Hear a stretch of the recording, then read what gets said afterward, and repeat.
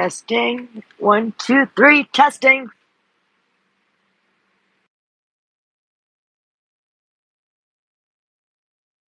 Five. Hello. Hello. I have Mott's song queued up, but I need the he uses something. Hey John, how are you, hon? He uses a special app so you can hear it better. I gotta figure out what app because there's like 100 of them. Oh, he didn't send it to you? He did, but I can't find the exact. Oh, It's called like banana or something. There's like Okay.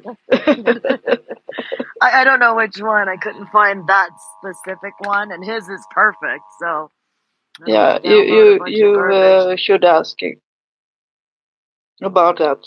I mean, Yeah, he said once you download it, there's certain ways to use it, and he'll talk me through it. So we have to do a whole space on how to learn how to play music.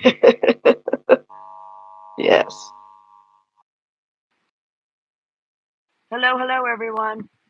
Just waiting on my I can play his song now. Do you guys want to see how it sounds here? I have it on the TV. We'll give it a shot.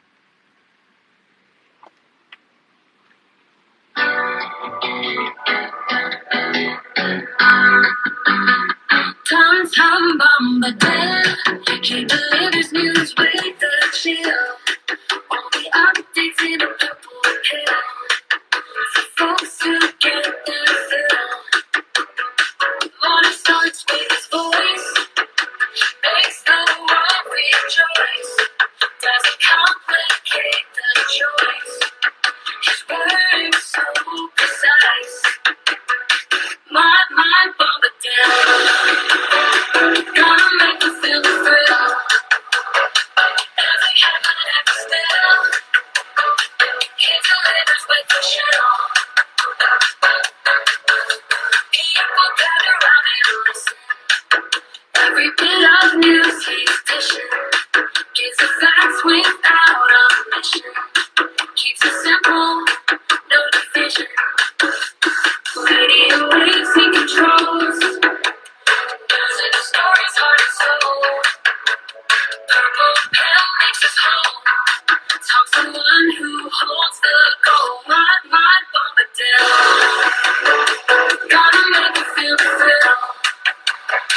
Every headline, every spell. He delivers with the chill.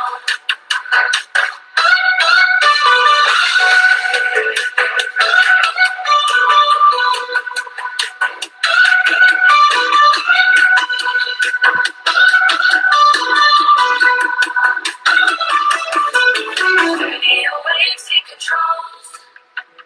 News and stories, heart and soul. Purple pill makes us whole.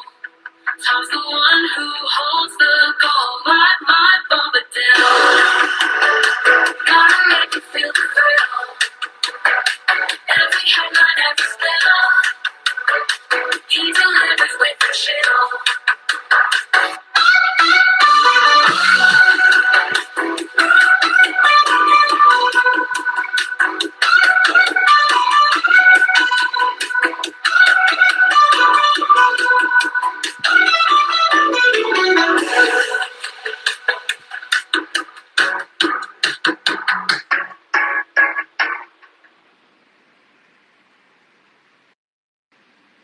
How'd it sound, guys? Was it good? Or did it sound fuzzy? There's Mr. Mott.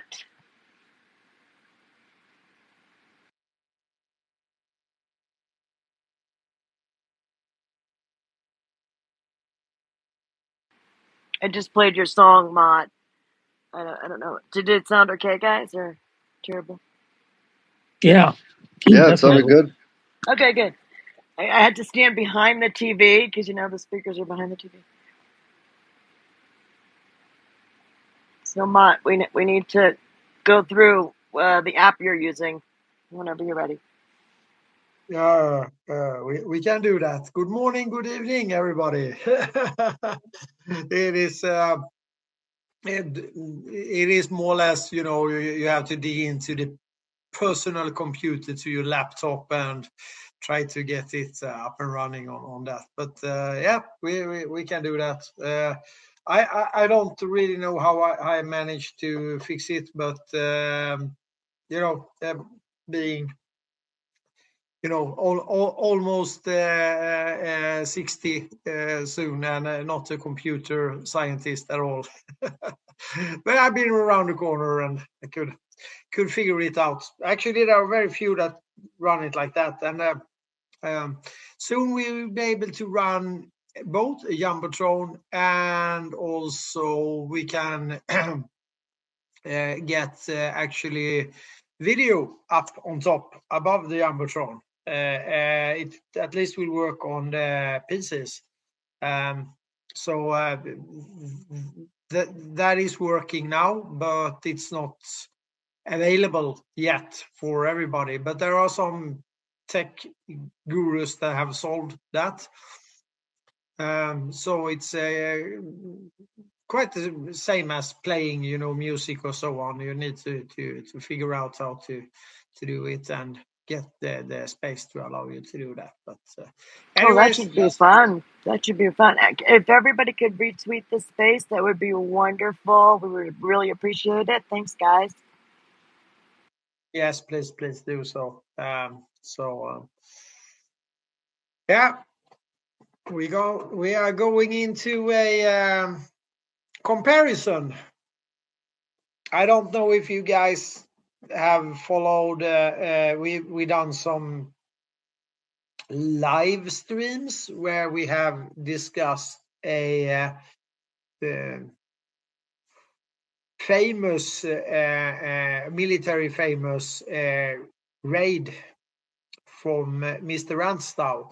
We were talking about him on one of the second largest battle ever on Swedish soil. There are not, well, there are quite a few, but not really big ones. But this is a big one, and that was the Battle of Axtorna, where we did a quite a long live actually to try to understand it.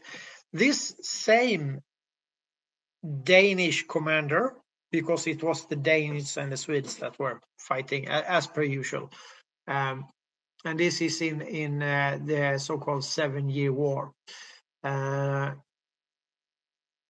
we have mentioned this earlier as well in connection with where we were at the City of Angels, which is actually the correct translation of a very tiny small community by the Lake Bolmen, which is a big lake providing water for over 1 million people here in Sweden, drinking water as well.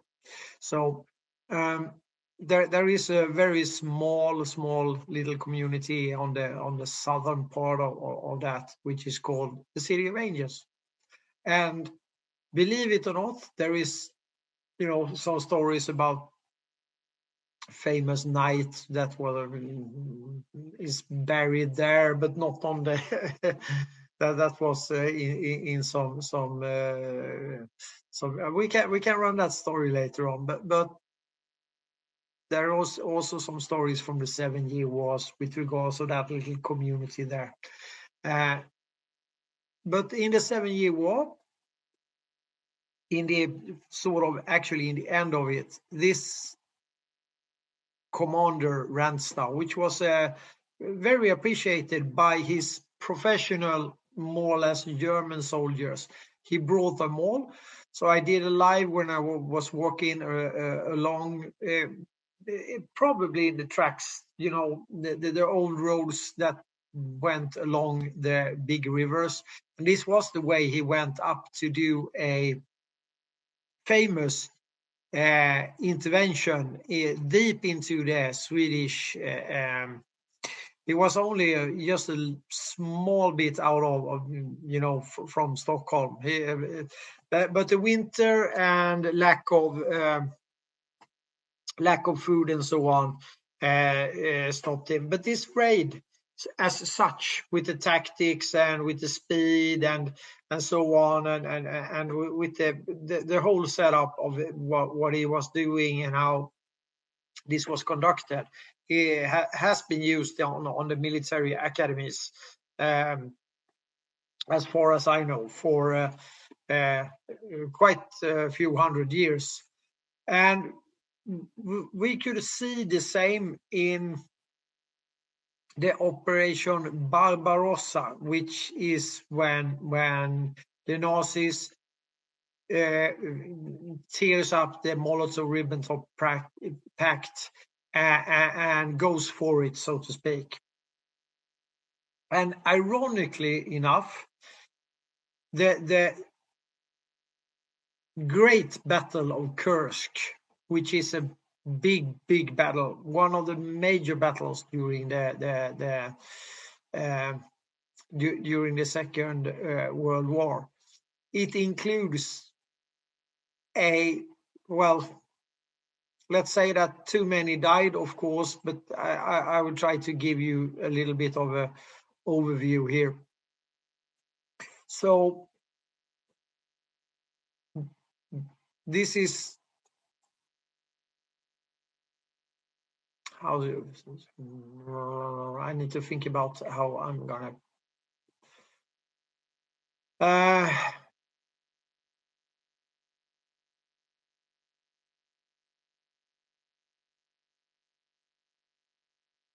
because there's so much more to the Barbarossa operation, but we stay in Kursk because that's where we are going. I think, at least. I'm trying to wrap my head around.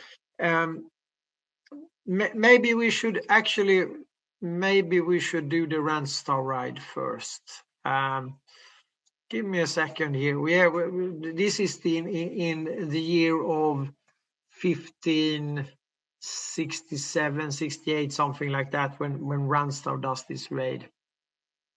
And he has to move with today's measures, quite a small army, but he has to move them fast because it's the element of surprise we are talking about here as well. So, and he brings 900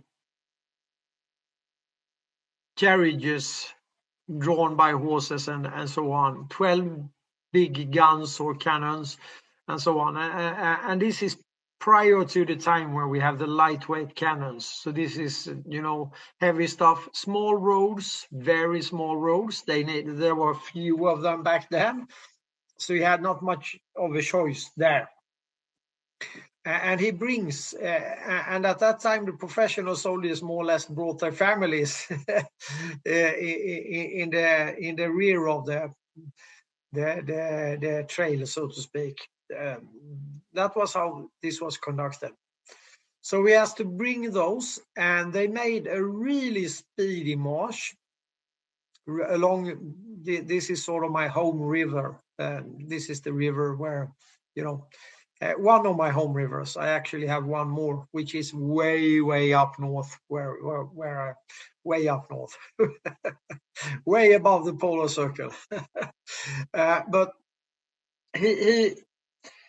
he gets the most speedy from the coast, they get a bit up on the river.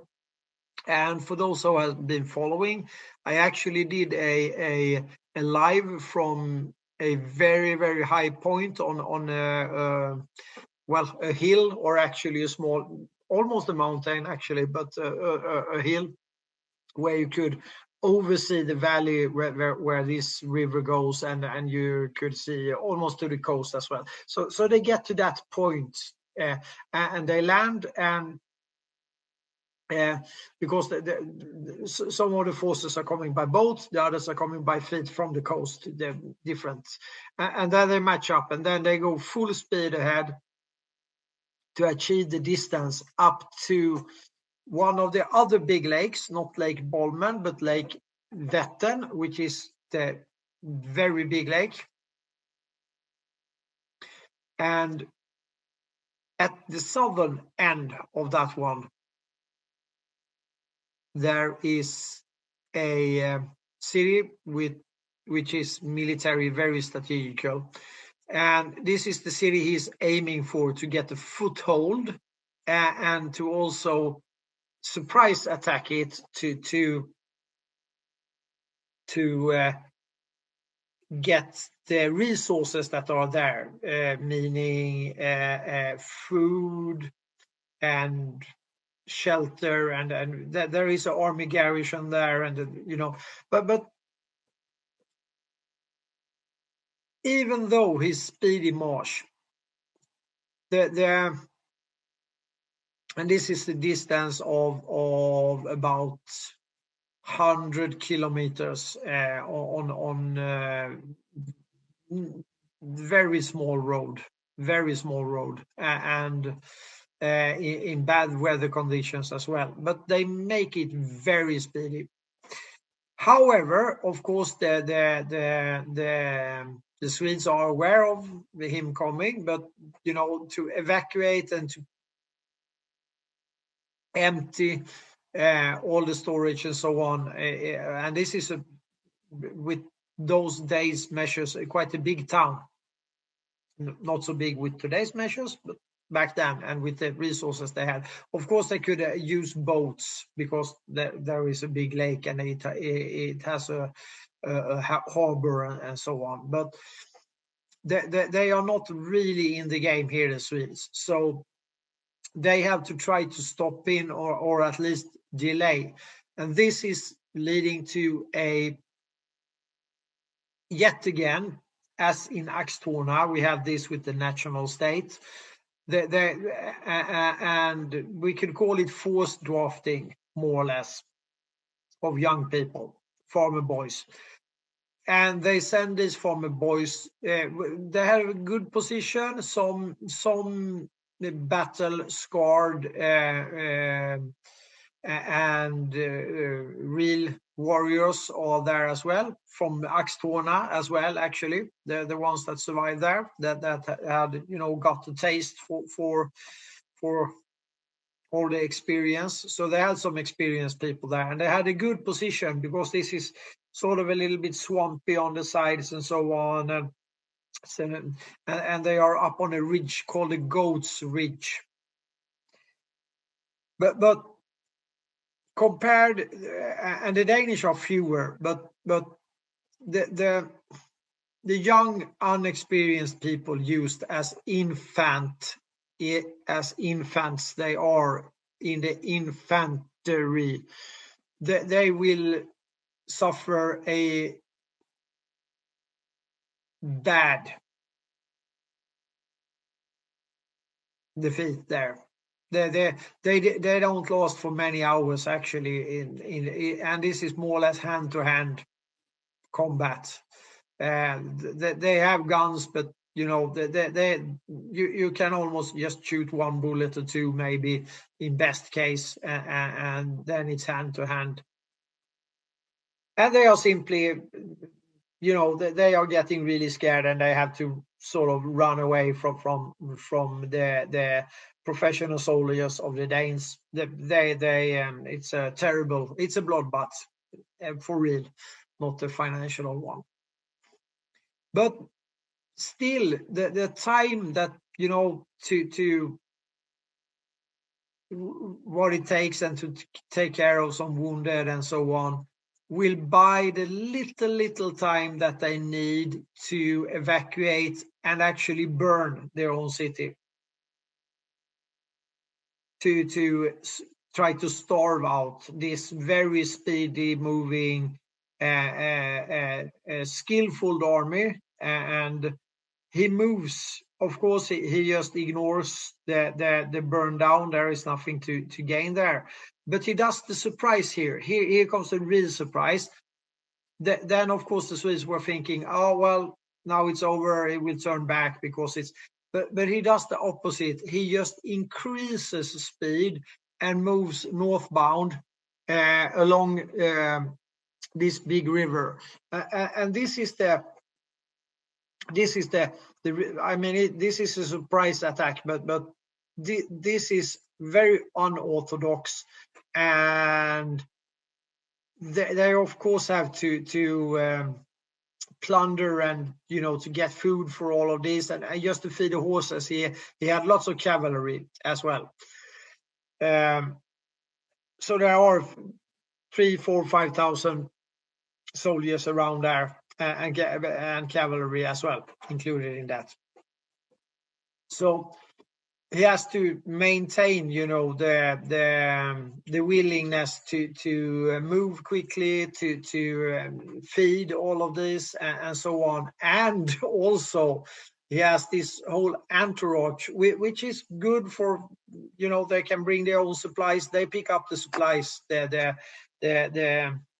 rear trail of this fast-moving army.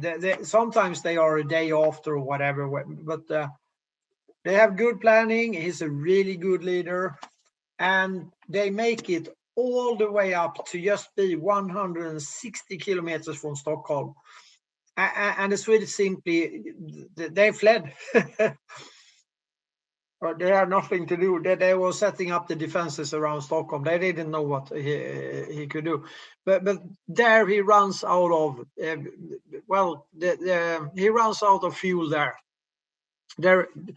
The winter is coming, and he sees that, okay, they have food enough to go southbound again. So he actually turns this whole entourage around, but he doesn't go. Of course, they had plundered all the way up. So he needs to go another route down, back again home to safety, more or less, you could call it, to Danish territory. So he is very deep into Swedish territory here, and but he does it, and they are attacked, occasionally but they don't manage, because this moves so fast that the Swedes doesn't manage to get a good army standing against his raid, as we can call it. So, and this is the element of surprise. That's the same of element as surprise that our dear friend Donald J. Trump is talking about, to reinvent, or to reinvent into the military doctrine. And this is one of the more epical element of surprise attacks that actually is, with large army, great distances, and so on, in the later part of the 1600th century. So, by making this comparison, we could see actually that the Ukrainians got 30 kilometers inside Russia by using the element of surprise, because the area where they are, it's not actually strategically important at all. If they had been able to reach and get to the power plant, the nuclear power plant in Kursk, maybe it could have, but this didn't happen, and it's out of their reach at this moment. But the element of surprise here is, of course, the key factor, because this one, I would assume that the Russians could not see this one coming. So they made a good military strategic maneuver. You cannot say that, but it is a pointless one. And here we are coming back to Rantzau's raid. Beautifully conducted from a strategical perspective. Very well timed, very well planned, and also using the element of surprise, actually not only once from the ordinary way he moved up, because where he traveled up to the city called Jönköping, which is probably not very it's not translatable at all, so we have to live with it. Goat Ridge is, of course, translatable, but so the secondary element of surprise, that is the the real key factor here, that they actually done where they shift the rules of the game, so to speak, and uses the element of surprise twice during this one. So therefore it's a epical tactical raid, but in the long run it will seem to be precisely pointless. The gain was nothing because they couldn't get a foothold. And this is exactly the same thing that is happening in Kursk. You can get some social media points and whatever, but they are not able to get a foothold and to supply themselves. So it is a waste of human life for real, and the result will be absolutely nothing at the end, because it's a non-strategical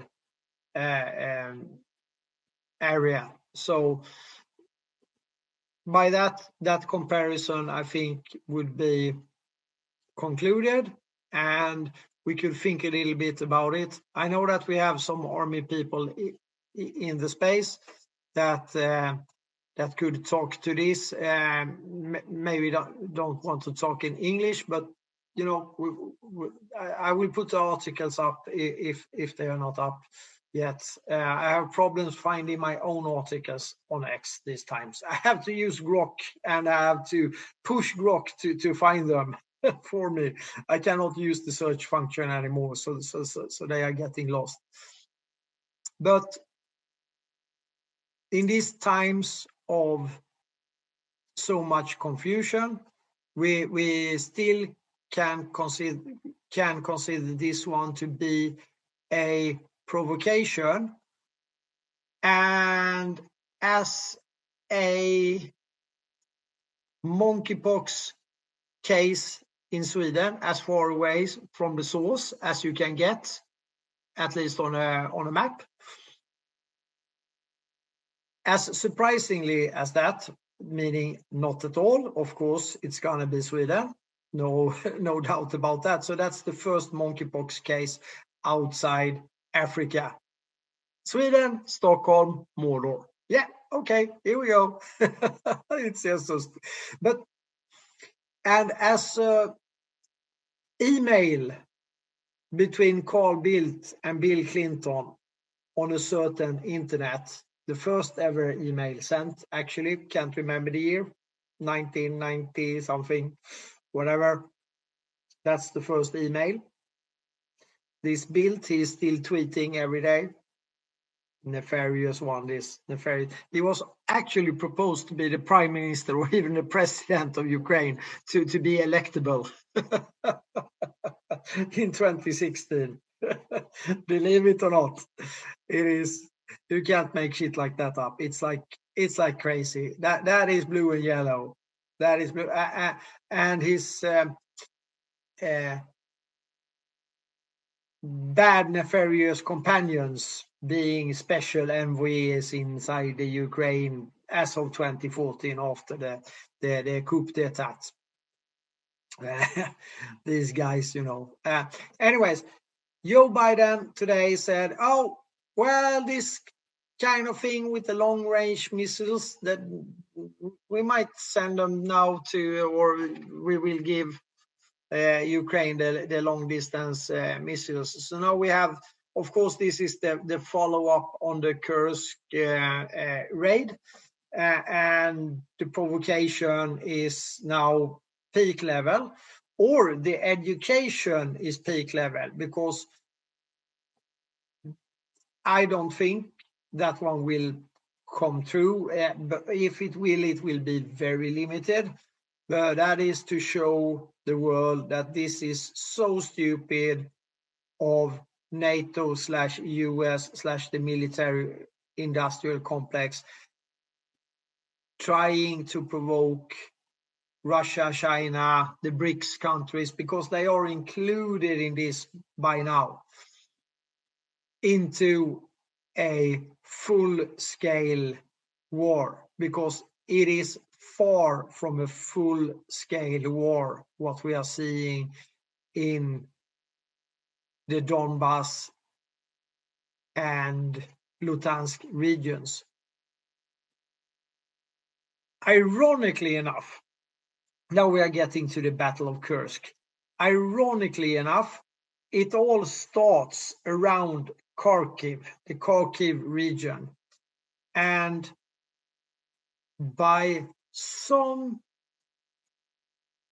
incident, coincidence, whatever, the Kursk, that region which will lead up to the Kharkiv region, where this is, or neighbor to, they still have their blue flag with the 3 yellow crowns on it. And this is also adding a lion on it.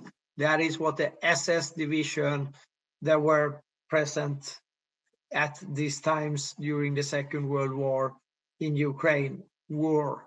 That's the Grenadier SS 14th Division. So they are wearing the blue and yellow insignias of actually almost the same as the city of Gothenburg, which is like the Gustav II city, whatever you could call it. So all the optics weaved into the Kursk here, to the Kursk raid, we could call it, will be in the aftermath of this. So remember where you heard it first. In the aftermath of this will be a story to tell. Storytelling, very important piece of this.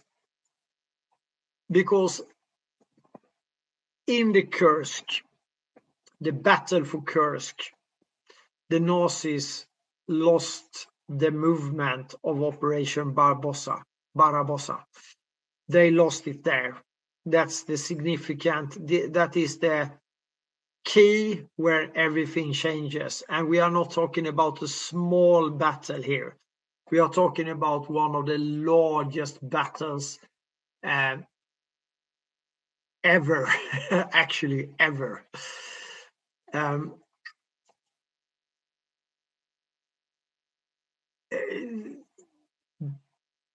There are some forth and back with this. I called out with the Kharkiv and so on. The Russians are making setting this up, giving the Germans a little bit of an advantage, being not so smart about the Kharkiv Battle of Kharkiv, and therefore the German generals, and this is also, we can get into him later on, but this general, he probably knew the Swedes quite well, because he was a straight-on military man, not political. He was not very fond of Hitler. He was fired several times by Hitler and then called back again and so on. But he was a very good, you could say, strategical man. And but he was also involved in the secret rearmament of, I think I'm pronouncing that correct, of Germany, which took place during the Treaty of Versailles. And it was out of Sweden when it came to aircrafts and so on. They were building them in Sweden, putting a Swedish logotype on them, and with inside the Molotov-Ribbentrop Pact, you could say, they trained actually German soldiers on Russian wastelands, you could call it. They had some military grounds that they traveled to, and educated pilots and so on. And then, of course, they test run even more in the Spanish War. That was before the start of the more local European war, which was like French Poland and all of this, before Germany went for Russia, as per usual. So after the really bad winter, that was, well, this still was bad, but it was a very bad winter, the winter before in 42. So March 1943, the Germans are on the go, and they are winning Belgorod and Kharkiv, as I mentioned before, because the Russians retook and then the Germans took it back again. However, it gets into a little bit of a stalemate, and they both are preparing for a big battle. So the Germans move in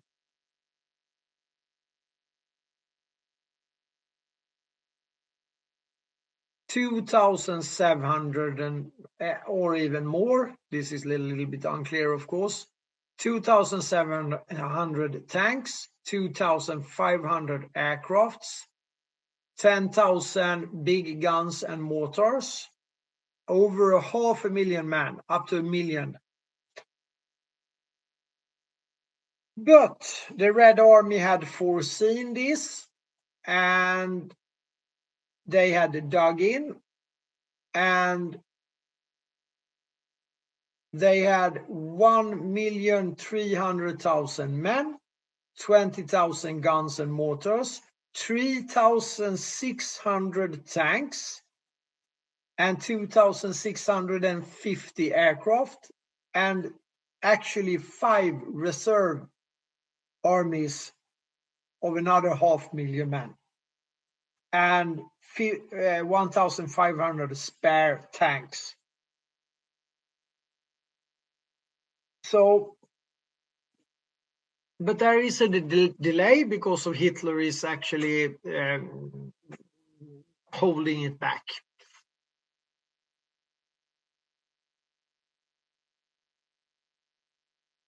And they had a little bit of problem on the other fronts as well at the same time. So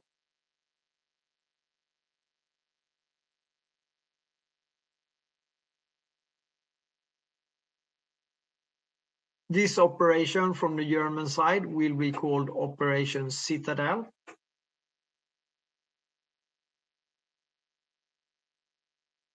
And there is an interesting notification here.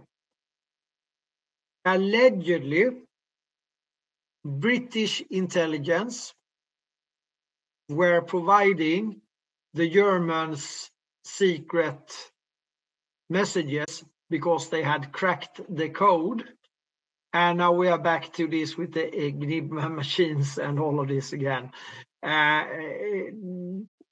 Here we are a little bit on the unsure territory, who's cracked what or who knew what and so on. But that's the crypto AG stuff. So we will leave it for the moment being. At least the Soviets are getting intelligence information from the British at this point in time. That is totally clear that the British is handing over the information.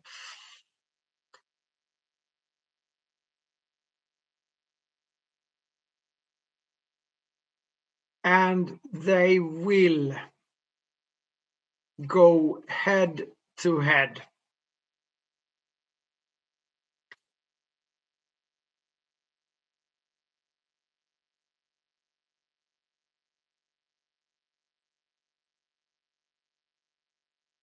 And there are some great battles, which we will not go into because it's more or less just battles of different areas. That is quite interesting. There are made quite a few YouTube videos and so on of this.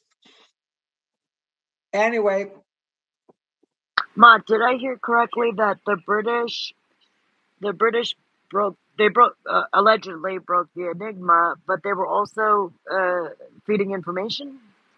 Yeah. The intel operation of whatever the Germans were transmitting to each other, the English picked it up, allegedly, we have to say, because we know a little bit better than this. But that is what the history books tells us, that the British provided the information about the Germans' movement.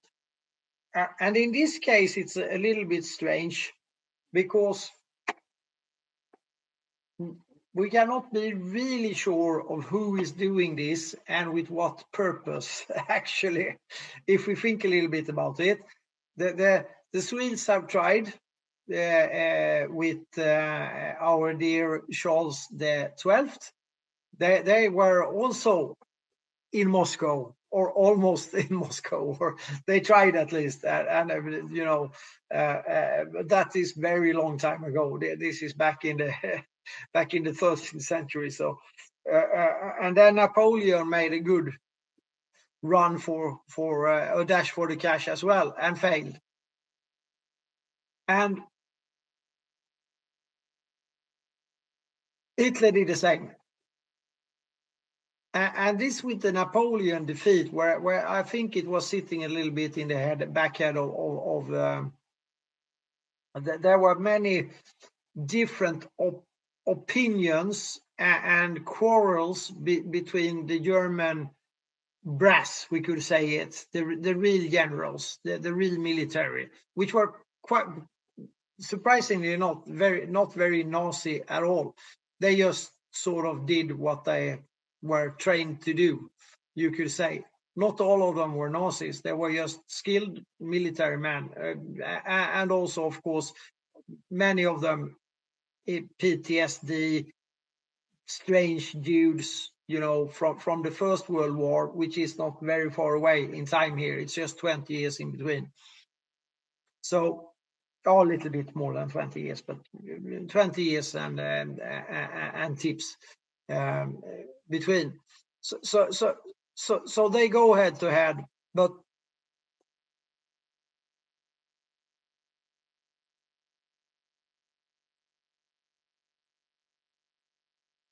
the Soviets will win this Battle of the Kursk, and this will change. We could call it the luck of war, or whatever. So almost in one swoop, when the Germans cracked down, a operation called Kutuzov, or Kutuzov, I'm not sure how to which is the counter-offensive. When the Soviets say, or actually in this case the Russians, Soviet is not existing here. The Soviet is existing, but not the Warsaw, not the great. It's this is Soviet as in more or less Greater Russia, or whatever we could call it. They have not, reached Poland. Well, they had Poland for a while, but were pushed back. So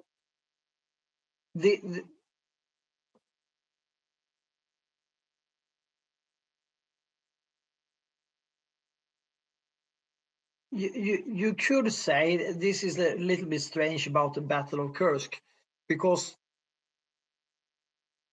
actually the Germans are not losing it in pure tactics and holding ground and gaining ground and so on, but the price they pay weaken them enough for the counter-offensive, the Operation Kutuzov, and that will hit them so hard that it puts actually an end to the Operation Barbarossa. The other fronts are still open, but they will not be able to, they had like 3 fronts, you could say.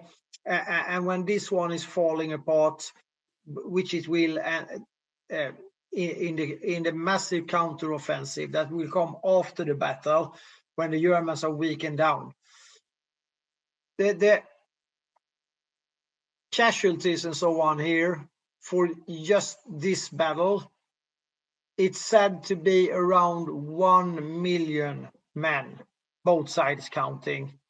and of course more of the Soviets, because they were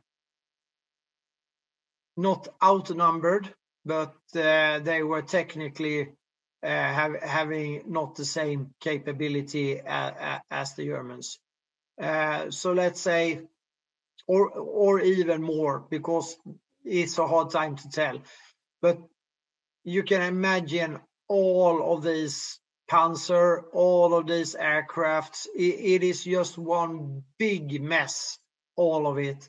I think it was really hard for the generals to keep this one in order. There are some different numbers, and with regards of the different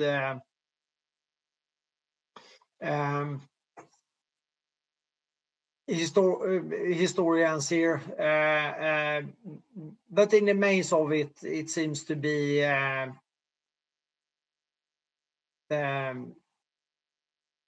along those lines, at least. It's very well documented, but the numbers are always, not so easy to achieve, because the conditions at one of the largest battlefields ever is, of course, chaotic. And then you have the immediate, and this is probably when they pull in the reserve armies that is standing by on safe distance, so to speak, and they are fresh off the boat, so to speak. And from that day and on, the Germans will just move backwards, and it will end with the Russians or the Soviets taking on Berlin, or winning Berlin. The funny thing with this general that I mentioned, is called Runstedt, or Rundstedt, you could pronounce it. Gerd, actually, which is a lady's name as well, but he has that is his spoken name, which is quite funny, actually. But and he is one of those that is plotting, to get the army up. He and Hitler had quite a few, let's call it, interactions where he got fired, and so on and so forth, and then called back again, and so he will be one of the most famous ones on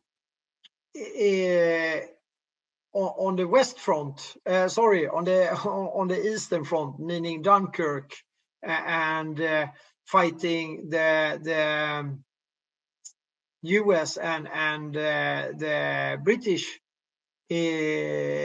on that side. So he will be removed from actually prior to the Kursk, but he is the one that is running the Barbarossa until it starts to go bad. Then he gets fired, and Hitler calls him in again, and he will do a very good job on the German side. He will actually survive. He will leave witness to this, and be a good source of information. He will not appear at the Nuremberg trials for evident reasons. So he is in custody in England, and keeping him quiet about the early operations, I would assume. So he made some kind of deal. He was an elderly man. He had taken pension out of the army before the Second World War, actually, but he was called in back again. So he's 60 plus, almost 70 years old, and he dies in 1952 or 1953, without ever have told well, not to the public, at least. I would really like to see the transcript from his interviews and so on, which is, with all inclusive, so to speak. That would be great to see, because this prelude is quite important, where you actually can see and see the Swedes, what they are doing, who is running these operations, the oligarchy, together with, of course, IG Farben, German IG, so to speak, Swedish IG, American IG, and there you have all of your usual suspects.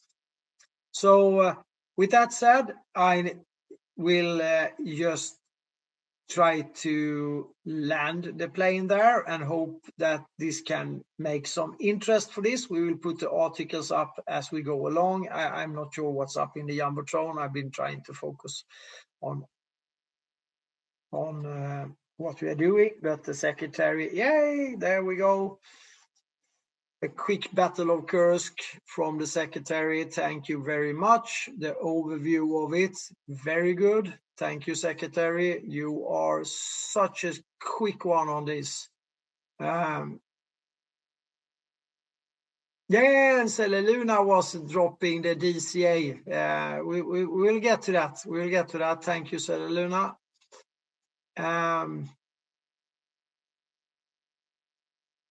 Yeah.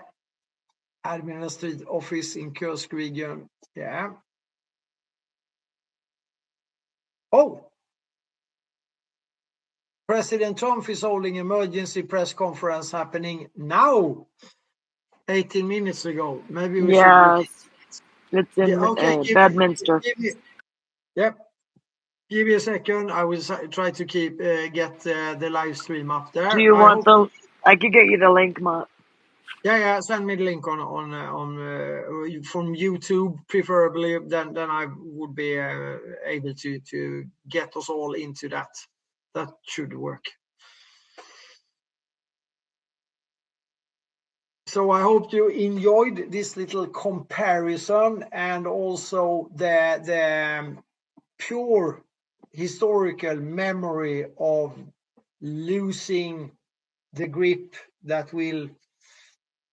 So I would say that, and in this war, at this point in time, the Kursk region is, as I said, not strategically important at all. And that is the comparison to Rantzau's raid, which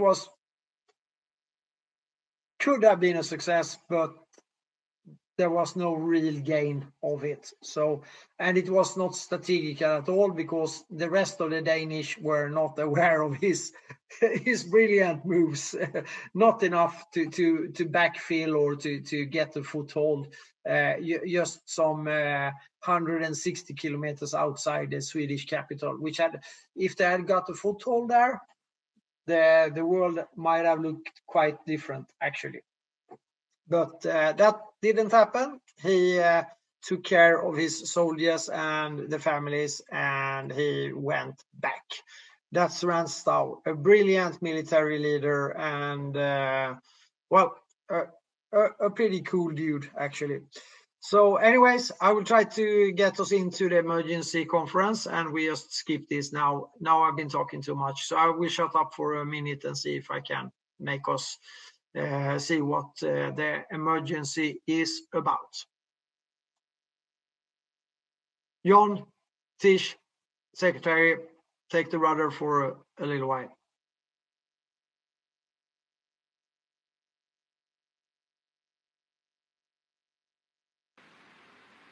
Absolutely. I was trying to get you that live stream. RSBN has it running live now. For some reason, I was having trouble getting that over to you.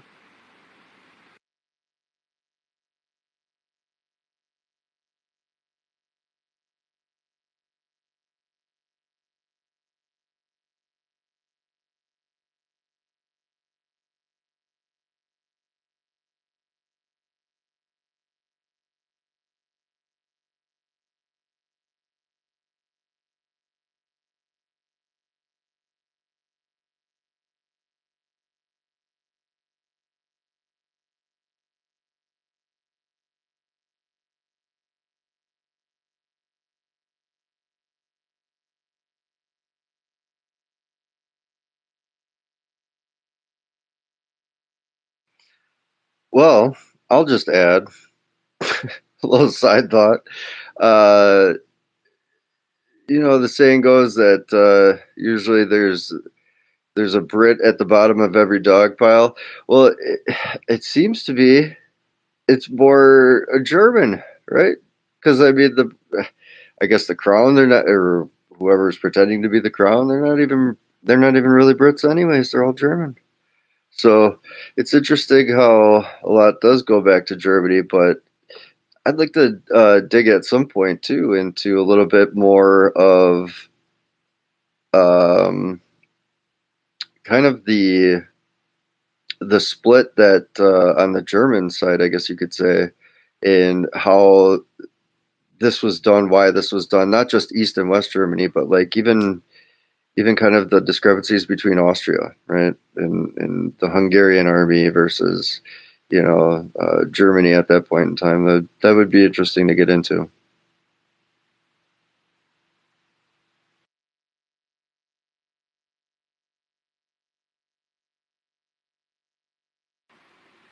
Absolutely. It's The all very bald eagle, if you interesting. kill an eagle, they put you in jail for Stream years. up and And yet these running. windmills knock them out like nothing. And nothing. I got the live stream up and running now. So, guys, let's see what Trump has to say. He sounds very. He's talking. You can't destroy He's your country, sharp, I would Just say. can't do So, that. give him. We want to stop I'm wasteful putting spending up. and big government special interest giveaways. You have giveaways. You have some of these people that are giving.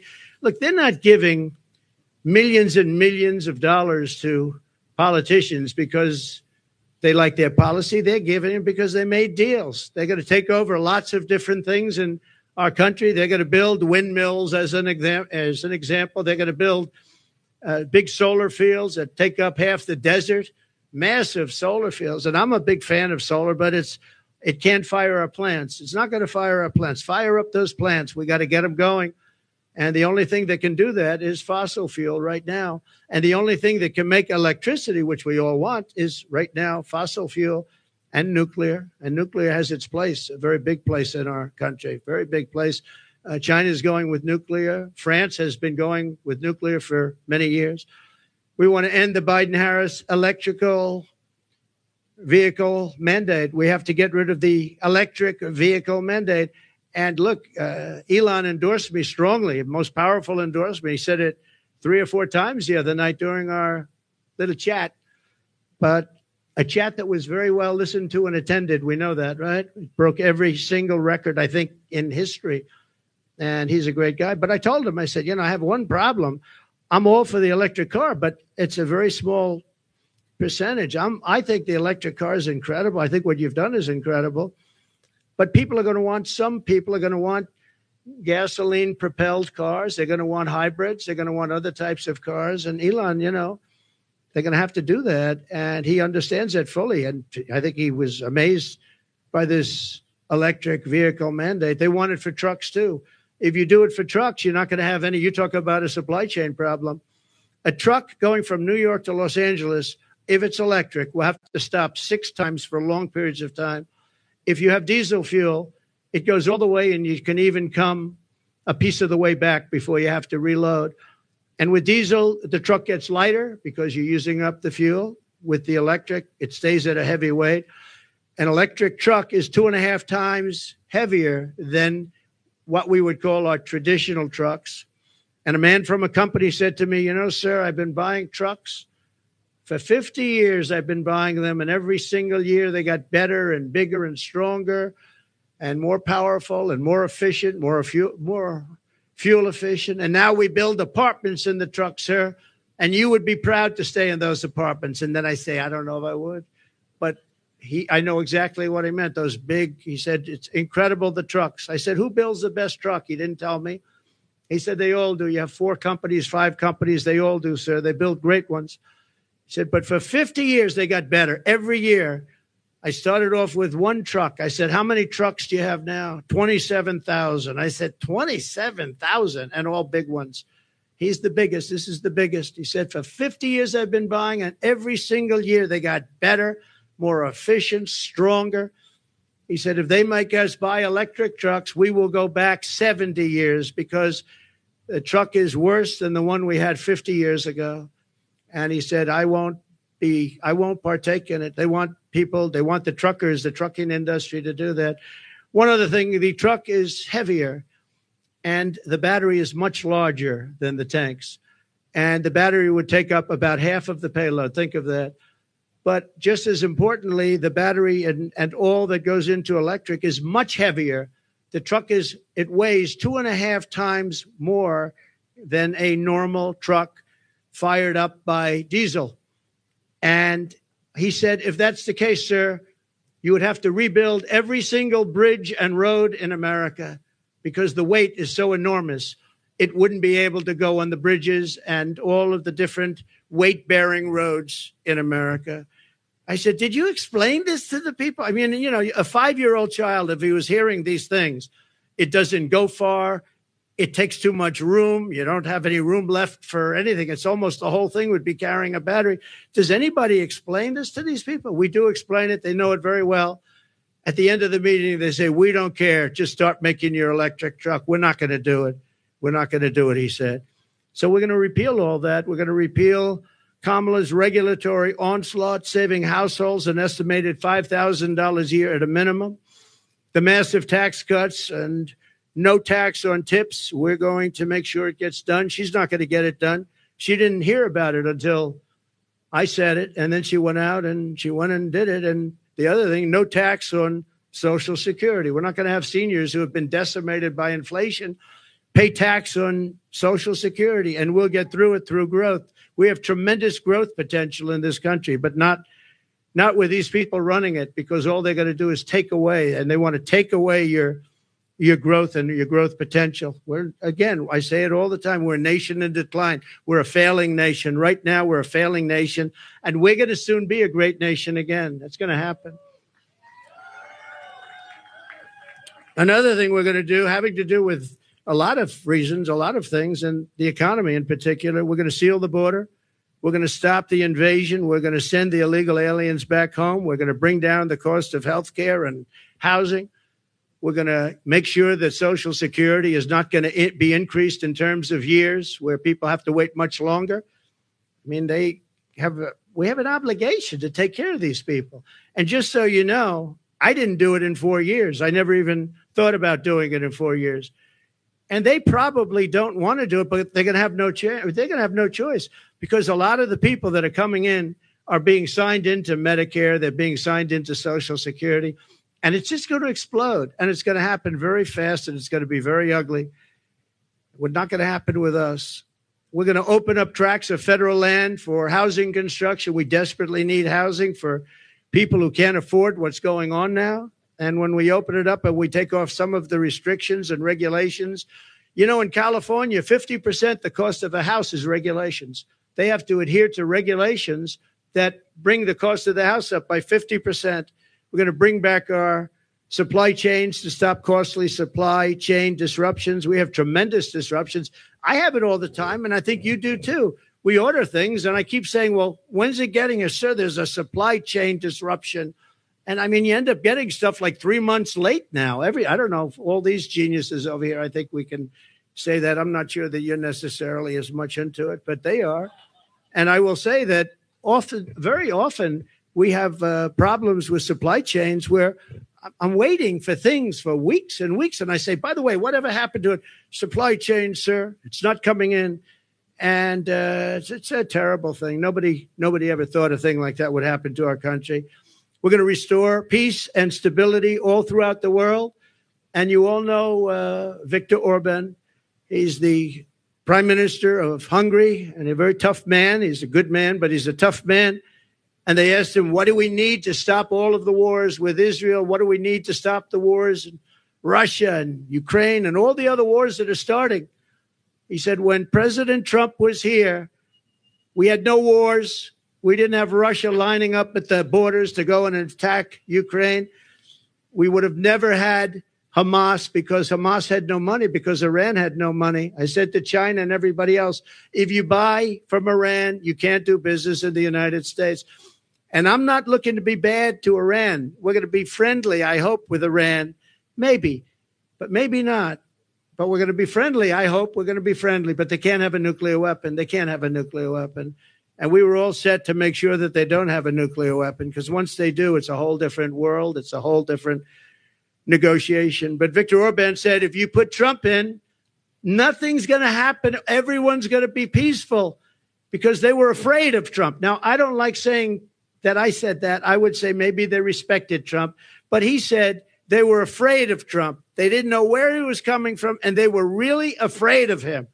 They're not afraid of these people. And being afraid isn't so bad, but I would say more importantly, they respected me. But he didn't use that word. He said they were afraid of Trump.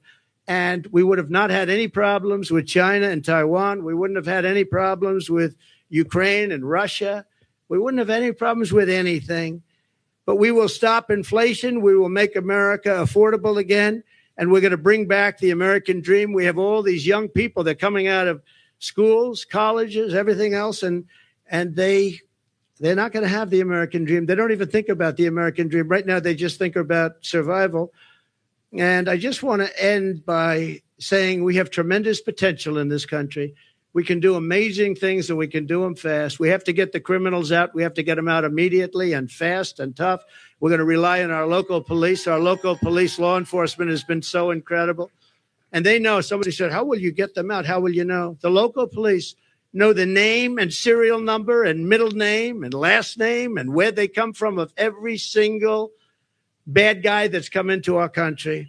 And we're going to rely on local police, and we're going to make sure that they have immunity from prosecution, because, frankly, our police are treated horribly. They're not allowed to do their job. You know that better than anybody. They're not allowed to do their job. If they were allowed to do their job, we wouldn't have cities that have crime rates. You look at Chicago. On the 4th of July weekend in Chicago, think of this, 117 people were shot and 17 died. Afghanistan isn't anything like that. And speaking of Afghanistan, the single most embarrassing day in the history of our country. And yesterday I saw they gave $85 billion worth of brand new military equipment that I rebuilt the military. So this was equipment that to a large extent I bought, but brand new. And they had a parade yesterday, a beautiful parade. We were going to get out with dignity and strength. We were there for 21 years, and we were going to keep Bagram because it's 1 hour away. Bagram is this massive Air Force base that I visited. It's a massive base, and we were going to keep it because it's 1 hour, not because of Afghanistan, but because it's 1 hour away from where China makes its nuclear weapons. And they were showing it off yesterday, but the fact is that China now controls Bagram. China, can you imagine that? And we left. We were going to stay there. We were going to keep it. We were going to get out with dignity, strength. We were going to take our soldiers out last, not first. We took our soldiers out first. I dealt with Abdul, and he's still the leader. Strong man, smart man. But he understood that if he did anything, because we were losing a lot of people to the snipers, and under Obama, it was terrible. It was brutal. They'd be walking around and just get shot. And that was the end of them. Our people, and other people too, civilians. And I let him know that if you do that, we're going to hit you so hard like you've never been hit before. But why? He said, do you send me a picture of my home? Why? Why do you send me a picture of my home? I said, you'll have to figure that one out later. But I said, we're going to have to hit you people so hard like we've never hit anybody. And he understood. And he said, yes, Your Excellency, I understand. He called me Your Excellency. I wonder if he calls that to Biden. I doubt it, right? But he understood that, and he respected us. And for 18 months, not one American soldier was killed. Not one. And then I left because of an election where I got millions of more votes than we did in 2016. We got millions of more, from 10 to 12 million votes more. Think of that. No president has ever gone with that kind of an election uptick. Usually a president will get less. President Obama got less, much less his second time, but he won. But he got much less. We got 10 to 12 million votes more. And that's not including other votes that we could talk about it another day. But this is their votes, 10 to 12 million more. And we left. And that's when all the problems started. we didn't have these problems. We would have never had a problem with Abdul. We would have never had a problem with anybody, frankly. And I'd have to say, you're looking at things behind me. They did a nice job. Wow, I haven't gotten to see. That's good. I don't like the tags very much. Look at that, up 46% eggs. Wow, up 65%. Wow, school lunch is up 65%. How can a family afford that? But look at this over here. What a nice job. I think I'm going to take some of them back to my cottage and have a lot of fun. Like the Cheerios. I haven't seen Cheerios in a long time. I'm going to take them back with me. Bacon is through the roof. They're all through the roof. The milk, everything is bad. And we're going to straighten it out. We're going to bring prices way down, and we'll get it done fast. And with her, it's just talk. She's a radical left San Francisco person who destroyed the place. And I don't know. It's hard to believe that she can even be in the discussion. They had a group of 12 people that she was considering, and they put her name in there, and they marked them, who were the best and who were the worst. And she was actually rated the worst of the 12. They had 12 plus her, 13 people, and they rated her the worst. Now, 6 weeks ago, she was considered to be a failed vice president and a failed administration, a disaster. And now all of these people are talking about her like she's Margaret Thatcher, liberal version. She's not smart. I don't believe she loves our country. And we cannot have our country destroyed, because once that happens, it'll never be able to come back. Okay? If you'd like, we can ask a few questions. Yeah, please.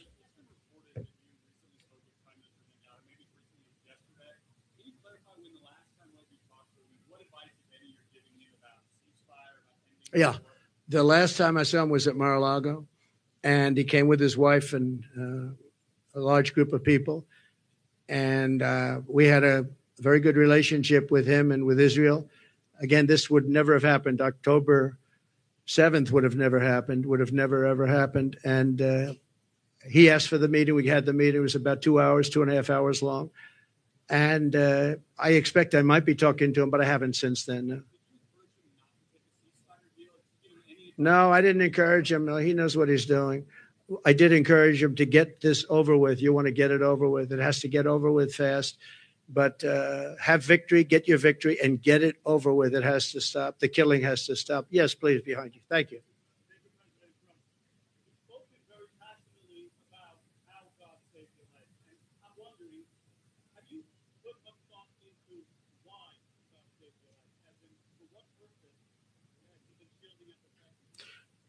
So I don't know if you heard the question. You've spoken about God saving your life. That I've spoken passionately about it. And something happened, because that was a miracle. I never looked that way. The audience was massive, and it was in front of me. I never have that particular graph. That was a graph on, as you all know now, that it's very, I think everyone knows it very well, but it showed the great numbers on illegal immigration. It was the lowest point we've ever had. And it was one that I use less than 20% of the time. It's always at the end of the speech, not at the beginning of the speech. And it's always on the left side, not the right side. And yet, for some reason, I called it. It's not on a teleprompter. I do things largely without a teleprompter, frankly, because it's hard to hold an audience if you're going to go for an hour and a half or 2 hours reading a script. And I just talked about it, and I moved to my right, turned sharply to my right, ping. And if I didn't do that, I'm not here with you. So, yeah, God has something to do with it. It's a miracle, and God had something to do with it. And maybe it's we want to save the world. This world is going down. This world is going down. So it could be. But I believe that. I believe that my sons are very good shooters. They're like scratch golfers, better, relatively speaking, with shooters, great shooters. And Eric and Don both told me from 130 yards. I said, well, that's pretty far away, isn't it? They said, no, that's like a 1-foot putt with, weapons like the one being used. Plus, he was a good shooter. This guy was a good shooter. He went to the range and shot a lot, and he was supposed to be a pretty good shooter. They said a bad shooter would hit the target almost 100% of the time. So something happened. And I have to say the Secret Service sniper did an amazing job. He had 5 seconds to find the target and hit the target, and he hit the target within, think of this, 5 seconds. And he was much further away because he was over here. and this other person was over there. So you have to give credit. And I have to also say about the Secret Service, when I was hit, I knew it because when I touched, there was blood pouring all over my hand. I said, I guess I know what that is. And I was going down for protection. And they were screaming, get down, get down. There was bullets. And those Secret Service guys were, and person, Kate, they were on top of me in a matter of, I think, 3 seconds. It was time dead. And bullets were coming out. I would hear the bullet. I didn't realize you could hear it, but now I know very well. Those bullets were going right over my head. They were there and very brave. There was nobody that said, I'm not going to be going there. They just, they were there very quickly, and they were very brave. There were mistakes made, obviously. He shouldn't have been up there. The roof should have been taken care of. And there were mistakes made. There's no question about it. But there was a lot of bravery also. We have to remember that. Okay, thank you very much. Yes, Brian? Yeah, it reached a record. Credit card debt. Yeah. Yeah. Well, I would say my message to them. So he said, credit card debt is at the all-time high. It's never been like this. What's your message to America? How are we going to solve that? And what will they do? You know what I think they should do? They should, on November 5th or sooner, if it's early voting, which largely it is, which is ridiculous. We should have one-day voting, paper ballots. We should have voter ID, and we should have proof of citizenship, because people are voting and people are going on now without citizenship. But we should do it, and maybe we'll be able to get that done too. It's one of the things I want to do. But my message to them would be very simple: vote for Trump, and we're going to fix the problem. We're going to get it fixed. We'll get it fixed. Yes, Brian.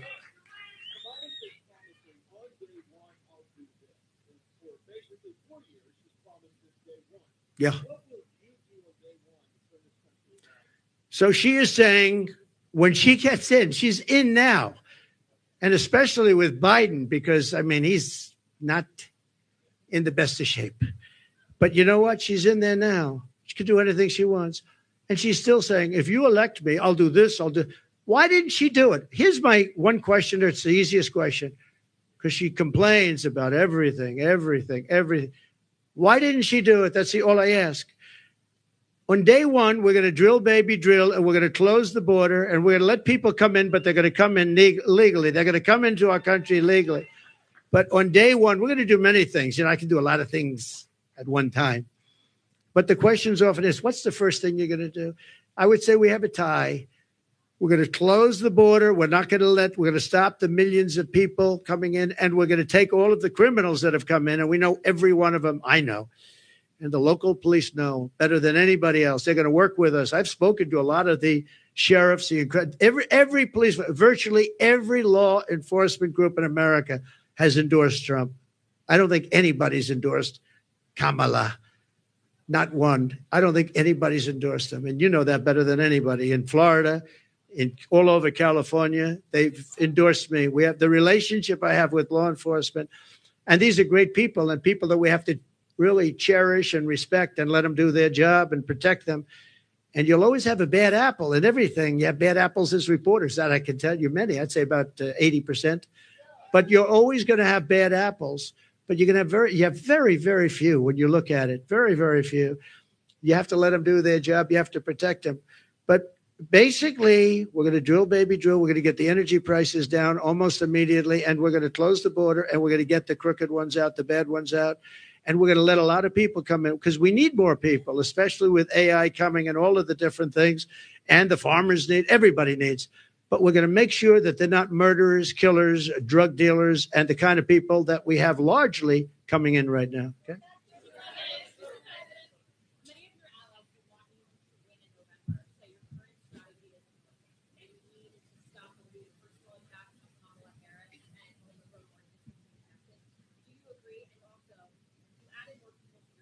Yeah.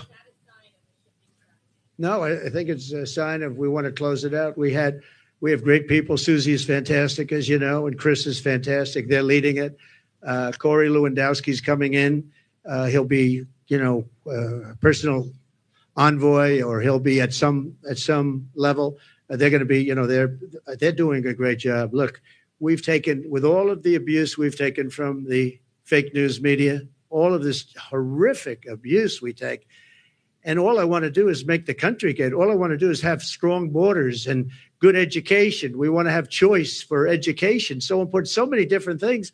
You would think it would be the other way. We rebuilt the military. We did so many great things, but that's the way it's been for Republicans, and I guess more so for me than anybody in history, and that's okay, because we're leading in the polls. For the most part, we're leading in the polls. We were leading Biden by a lot. We're leading now, but I think when she's exposed, I think we're going to beat her by a lot more than we would have beaten Biden by, because he had a little group of people that have been voting for him for a long time. She doesn't have that. People don't know who she is. As far as the personal attacks, I'm very angry at her because of what she's done to the country. I'm very angry at her that she'd weaponized the justice system against me and other people. Very angry at her. I think I'm entitled to personal attacks. I don't have a lot of respect for her. I don't have a lot of respect for her intelligence. And I think she'll be a terrible president. And I think it's very important that we win. And whether the personal attacks are good, bad, I mean, she certainly attacks me personally. She actually called me weird. He's weird. It was just a soundbite. And she called JD and I weird. He's not weird. He was a great student at Yale. He went to Ohio State, graduated in 2 years at the top of his class, and all of these different things. And we have this guy that's running a very failed state, who's had a terrible career. I mean, you have him saying they're weird. No, he's a weird guy. And she's weird in her policy. Who wouldn't want to have strong borders? Who doesn't want to have lower taxes? All my life I've watched as politicians campaigned, and I've always been on, for the most part, on the other side, on the side that these people are on. And they always talked about, we're going to reduce taxes. This is the only campaign I've ever heard where they're saying, we're going to increase your taxes. And then people say they're going to vote for him? I don't know. So I don't think so. I don't think people know who she is yet. Because really people didn't know. You can ask the man on the street. I saw it on one of the shows today. They asked the man on the street, what's the last name of Kamala? Nobody knew. It's Harris. Nobody knew the last name. I don't even use it because nobody knows who I'm talking about. People don't know who she is. She's a radical left socialist. But beyond that, I mean, she's way beyond socialism, who's going to destroy our country. And when they find out, I think you're going to see something. But right now, even not knowing her, and with all of the cover of Time magazine, they didn't put a picture. They got a great artist to do it. What was that all about? What was that all about? The whole thing is crazy. I just want to win for the country. Some people say, oh, why don't you be nice? But they're not nice to me. They want to put me in prison, just so you understand. They tell me I should be nice. They want to put me in prison. It's never happened before in the history of our country. I did nothing wrong. I have crooked judges. I have crooked prosecutors. And they're all Democrats, all Democrat areas, other than in Florida, where you had a brilliant judge who ruled in my favor. I won the case, the documents case, won it in its entirety. And Jack Smith, deranged Jack Smith, suffered a defeat. But in New York City, everything's clubhouse, everything. I know it very well. I grew up there. I know it very well. And we have a very crooked system. And it's one of the reasons that New York is dying. Nobody wants to come in. No companies want to come in because the courtroom system is so corrupt, both at a federal level and at a state level and a city level. And they put you into an area where you have 3% Republican vote. It's all a rigged deal, just like Fani, F-A-N-I, Fani, with her boyfriend. And I think that's been discredited too. They've been discredited. But think of it. They don't want me to be a little bit nasty. They want to put me in prison. They want to put me. It's never happened before in the history of our country. It's happened in third world countries, but it's never happened here. And they're in danger because you create a precedent for doing that. And once that happens, that's a really bad thing. In the years before, and I've said this a few times, not too much, but with Hillary, she was subpoenaed by Congress to give everything she's got. And she burned it. She acid washed it. Bleach bit, they call it. She totally scrubbed it. And then they broke everything with hammers, with fire. They burned it. And then she said, I don't have anything. Well, it turned out that she had a lot to give.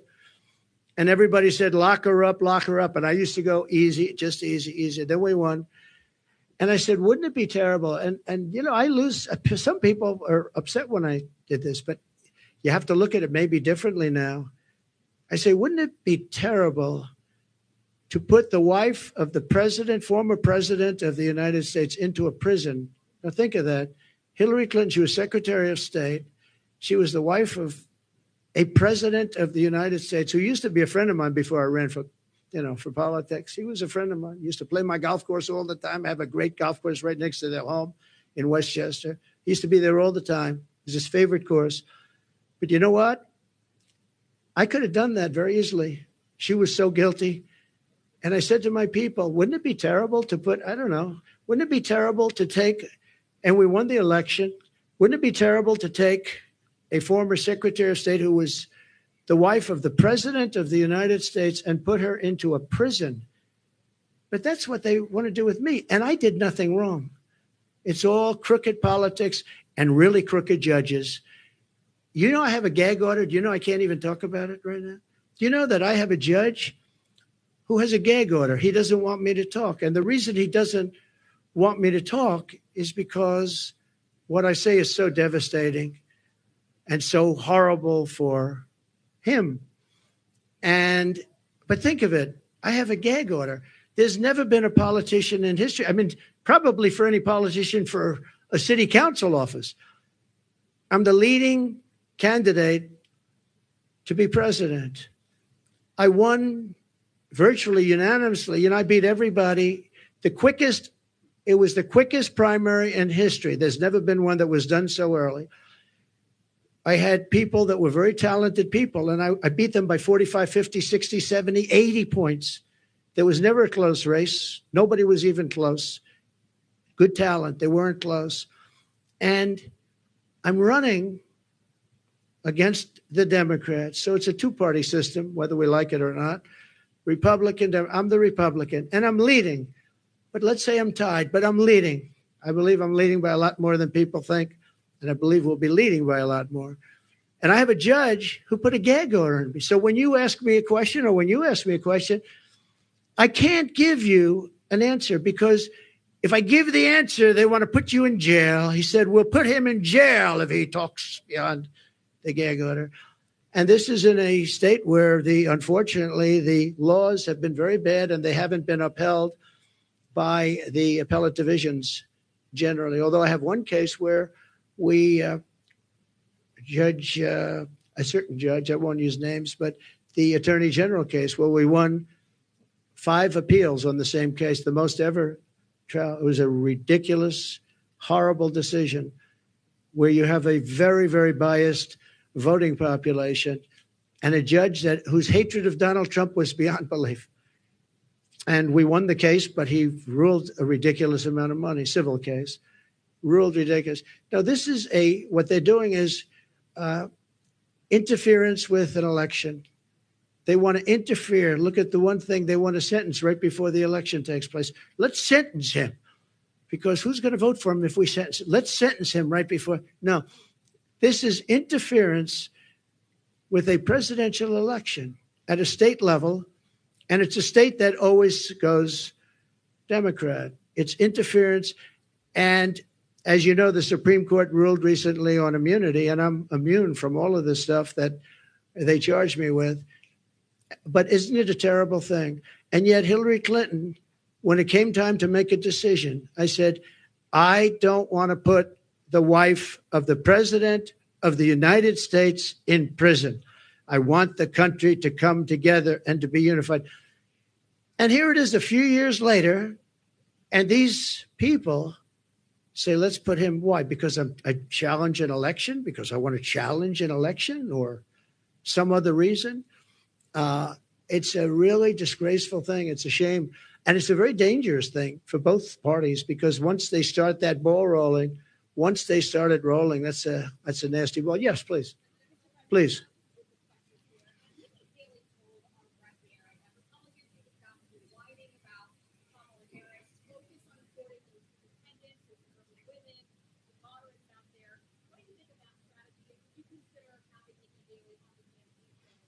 Sure. I think that we've done very well. I think that we're hitting a nerve. I think this is a different kind of a race. All we have to do is define our opponent as being a communist or a socialist or somebody that's going to destroy our country. I fought Nikki very hard. I beat her in her own state by legendary numbers. And I get along with her fine. I appreciate that she endorsed me and all of that. No, I think that I think relatively to what they're doing and how radical they are and how in many ways how sick they are, I think I'm doing a very calm campaign. I mean, we're here. There's no shouting. Now, you'll say he ranted and raved, and not you, but some of you will say he ranted and raved. I didn't rant and rave. I'm a very calm person, believe it or not. If I wasn't, I probably wouldn't be around anymore, probably wouldn't be around. But no, I think I appreciate her advice. I have to do it my way. I ran against her, and I did it my way. People said I should maybe do it a different way, but I won in South Carolina by numbers that nobody's ever seen before. It wasn't even close. And I think she's a good woman. I'd love to have her support. Yeah, she gave me support, but I'd love to have her go around and campaign.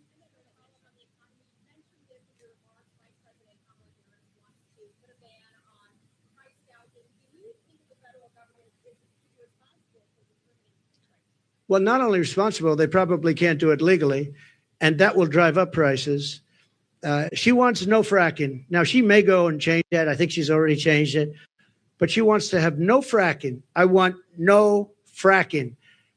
But for her whole life, she said that, no fracking. Then about, I don't know when, a couple of months ago, all of a sudden when she started looking at polls, remember this, she all of a sudden says fracking.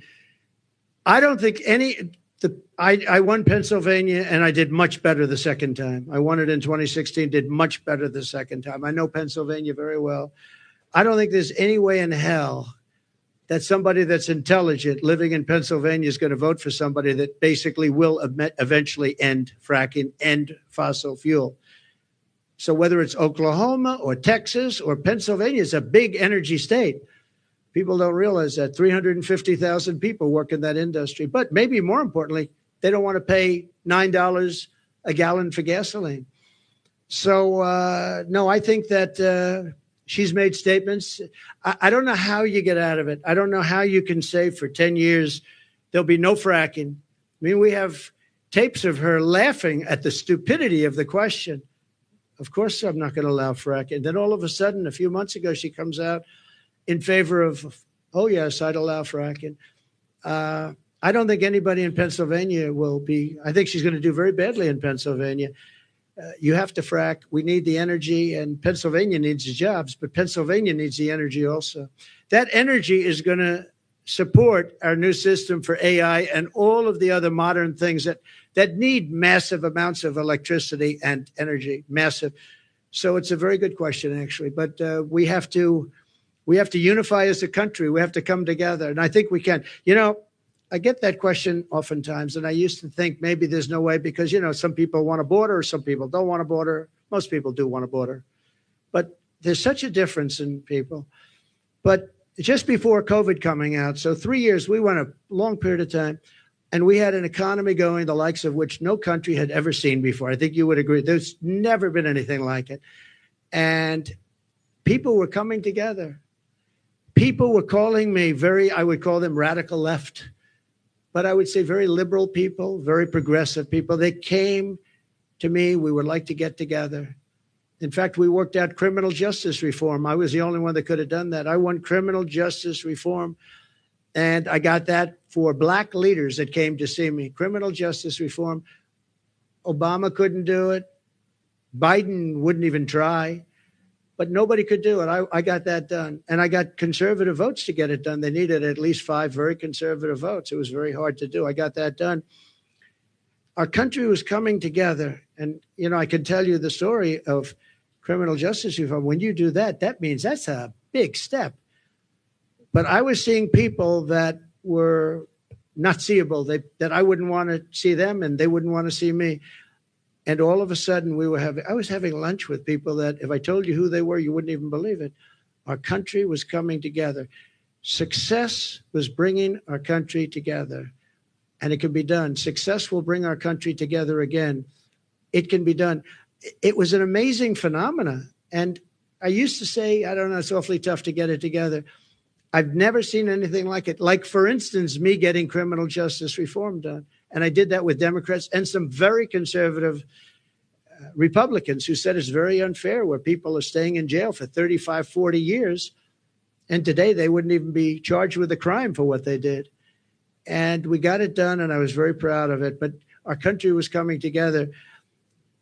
The black population had the best numbers they've ever had on jobs, on income, on everything.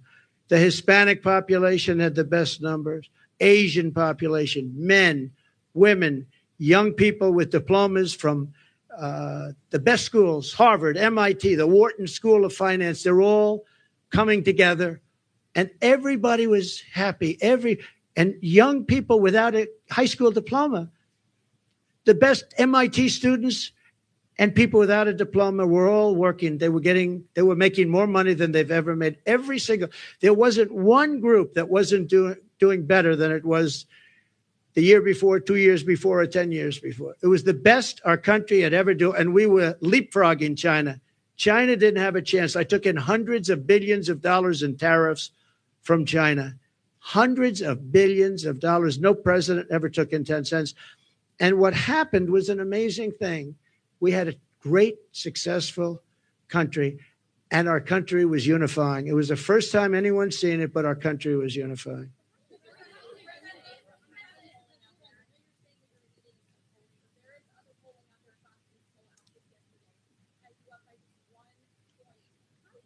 One or 2 points, yeah. And Fox News has always been my worst poll, believe it or not. And even Fox News had me up by 1 or 2 points yesterday. Came out, I think, 2 points, 1 point. I also think, I tend to poll low. In some cases, really low. In 2016, I was polling low because people didn't want to say who they're voting for. I don't know if that's supposed to be a good thing or a bad thing, but it is what it is.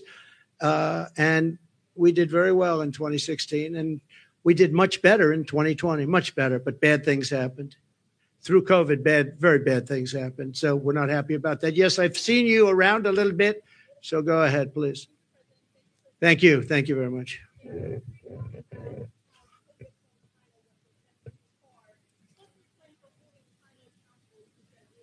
Well, I want to get along with China. I had a great relationship with President Xi. We made a fantastic trade deal, $50 billion of farm products and manufacturing products they had to buy here, and they were adhering to it. They don't adhere to it anymore because they don't respect Harris or Biden. But as you know, we signed a trade deal with China, and it was actually better than even the USMCA. It was a great trade deal. China had to buy $50 billion, not $15 billion, not anything else, $50 billion. And it was a great trade deal. I think that's one of the underrated things. I think we'll have a great relationship with China. I hope we're going to have a great relationship, but it's got to be a fair relationship. China was taking advantage of the country for years, but so was every other country, in all fairness to China. Every single country was taking advantage of the United States. I can't think of one country where we were doing better than them. Japan was Abe was my dear friend, one of the great men, great leader, but all of these countries were, I used to say, who signs these agreements? It's amazing that we economically survived because we had such bad negotiators or people were getting paid off. I actually looked at some deals. I'd say nobody could be so stupid to sign a deal that's so one-sided. Whoever made this deal has been paid off. And then I'd look into it a little bit. Yeah. And all of a sudden, he's working as an agent for that country 3 years later, 5 years later. Now, we changed a lot of those deals. South Korea, we changed the South Korea deal. We made it from a horrible deal to a good deal. I changed the Japan deal. But I made a great deal with China. They had to buy $50 billion worth. They never bought anything like that. In fact, it was a misunderstanding. When I said the people were negotiating, what number are we talking about? They said 15. I thought they said 50. So when they came back to me, they said, sir, we're all set to get it going. I said, good. What's the number? 15. I said, you told me 50. Why are we going down to 15? They said, no, we said 15. I said, you told me 50. Actually, I heard them wrong. They said 15, but I heard them wrong. So I said, go back and get 50. And we got 50 instead of 15. And it was great. You know, I really think that we can have a great relationship with China. We can have a great relationship with a lot of countries that right now. One of the things with China, I know as much as any country, but all of the countries, the one thing is they have to respect you. If they don't respect you, and you know, I was very tough in countries like Japan, and yet Abe, who was a great man, assassinated, horribly assassinated. He was a great man. He was a great leader. But I believe, and I was very tough on him. I was very tough on Russia. Russia, I was probably the toughest. I ended Nord Stream 2. I ended the biggest deal they've ever done, the biggest pipeline in the world, the biggest. All of Europe was going to be supplied by Russia. And I ended the deal. It was dead. And then Biden comes in and approves it. And they say, oh, I was nice to Russia. No, Putin actually said to me one time, you know, if you're supposed to be like friendly with me, I would hate like hell for you to be angry at me because you are brutal. Think of it. Not only that, the sanctions, but forget the sanctions. I ended Nord Stream 2. The pipeline was dead. And then Biden comes in and he got $3.5 million, in all fairness, from the mayor of Moscow's wife. Remember that? During the debate, we brought it up. And Chris Wallace, who's not the father, he is not, there is no resemblance between him and Mike Wallace, that I can tell you. He said, you shouldn't be talking about that. I said, why not? They got the family, $3.5 million from the mayor of Moscow's wife. Why wouldn't I talk about that? He wouldn't let me talk. I said, I'm negotiating against two people, not one. I turned out to be right because a year later, that was a big scandal. Why did he get $3.5 million? But Biden approved immediately the pipeline in Russia, Nord Stream, and he killed the Keystone XL pipeline, 48,000 jobs. He killed it. He did the exact opposite of what he should have done. Yes, please. I know you had your hand up. Nice to see you.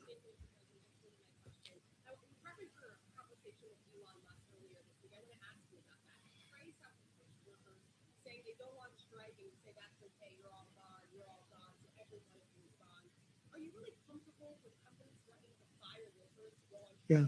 Well, no, I want companies to get workers that are going to love them and work for a wage that lets the company make a profit so they can go and expand. In that case, they moved, as you know, they moved the company from California, Elon, from California to Texas because they were able to get things that California wouldn't give. And I did ask him one question. You're moving a very big company out of California that's been there for years into Texas. Did the governor ever call you and say, like, let's work it out because we don't want to lose you?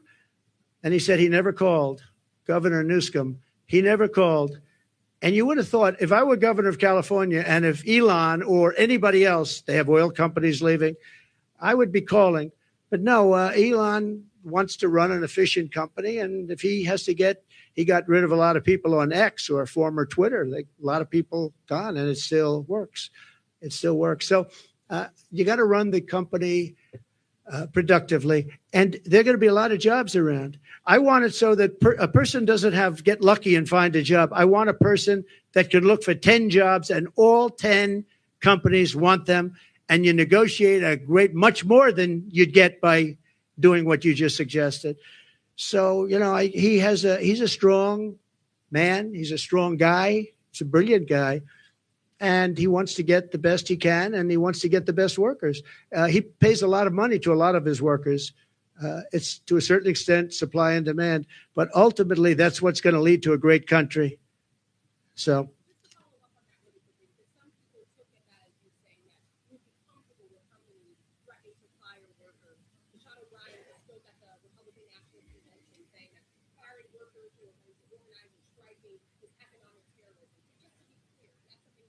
Well, that's not, they weren't organizing against Elon. He let them go because he was having a lot of problems in California. They were making it impossible for him. In California, what they were doing with the taxes and everything were making it impossible for him. And Sean O'Brien's a great guy from the Teamsters you're talking. Yeah, Sean is great. I think Sean would understand it better than anybody. Don't forget, the unions are really threatened by what's coming in, by these millions and millions of people coming in. Sean O'Brien understands that. The black population is absolutely threatened. The Hispanic population is absolutely threatened because these people are coming in. They're going to take their jobs. They're going to make it very, very hard. What's happened in our country is very dangerous, very bad thing.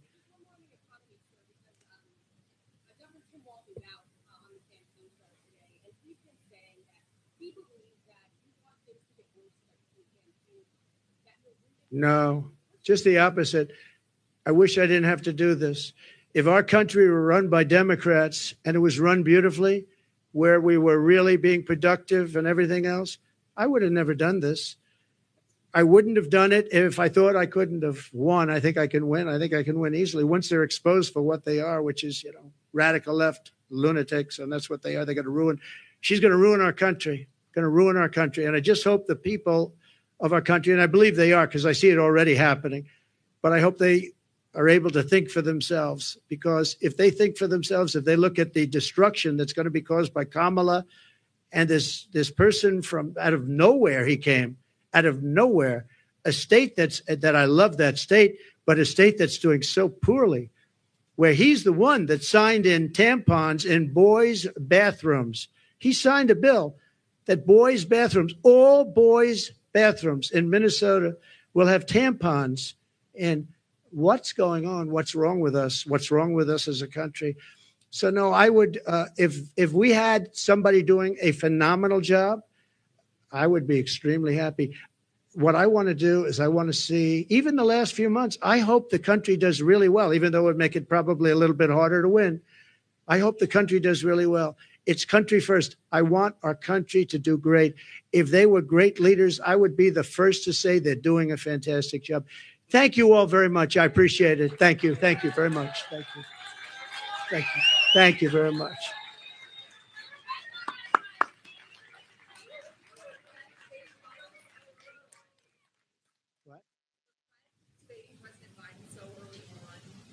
Do I regret debating Biden? So it was his request. He said we should get the debates on early, and I was willing. Don't forget, I got CNN, I got Jake Tapper and Dana Bash. They're not Trump people. They wanted to have a debate where their mics are turned off when the other person's answering the question. They gave me every single thing that I couldn't approve, and I said, yeah, I'll do it. So they got the debate on their terms. They got the network that they dreamt of. But that was really his decision. I had to decide whether or not I felt I wanted to debate him. And I think they didn't want to debate, but I agreed to every single thing.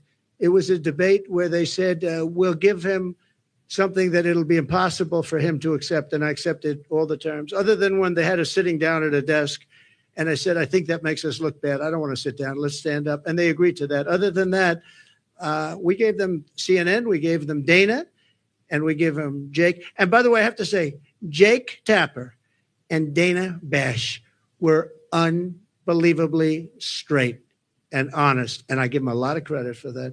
A lot of people were saying you couldn't have a fair debate. I think we have that with ABC.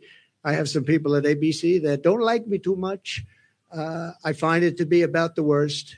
George Slobodopoulos. I have a lot of people at ABC that I find it to be actually the most unfair of all the networks, and they want to do it on ABC. Whatever, I don't mind. The question that you're asking, though, about whether or not the debate should have happened would have been a better question to ask of Joe Biden, because had he not done the debate, he would still be running for president, and people would be hiding him. Just like they're hiding her right now. They're hiding her no different than him, because I believe she's grossly incompetent. And I don't think that when people hear what she has to say, they're going to buy it. Thank you all very much. Thank you.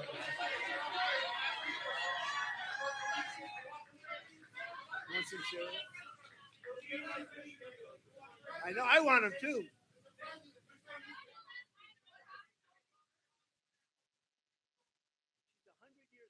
Okay, guys, here we go again.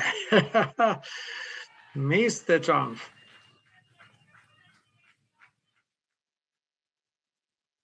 That was crystal clear, Mont. It sounded so good. Yeah. Perfect. Beautiful. I take a couple of takeaways there. with the sea and so on, as I've said repeatedly during the last 24 months. They are friendly. They are doing this together.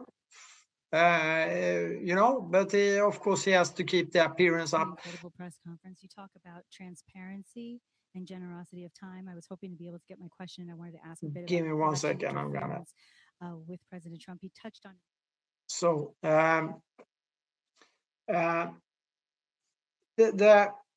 main takeaway is that he is saying, well, Iran should not have nuclear weapons, and then we are back to our brilliant scientist, our hero, Mr. Birkeland. We go to the Wallenbergs, we go to Lise Meitner, we go to the Wallenbergs again, and who is providing the Manhattan Project with the nukes. And the question will be exactly the same people that provided the nuclear technology to make nukes, both to Manhattan Project and to Iran, and just by accident, North Korea as well, for their own purposes all times, all the 3 times there. And there is more to it. I mean, I'm always leaving that question hanging out in the air. How come that the Soviet Union suddenly had nukes? So the Cold War could really be a Cold War. That just happened, like boom. Well, still today,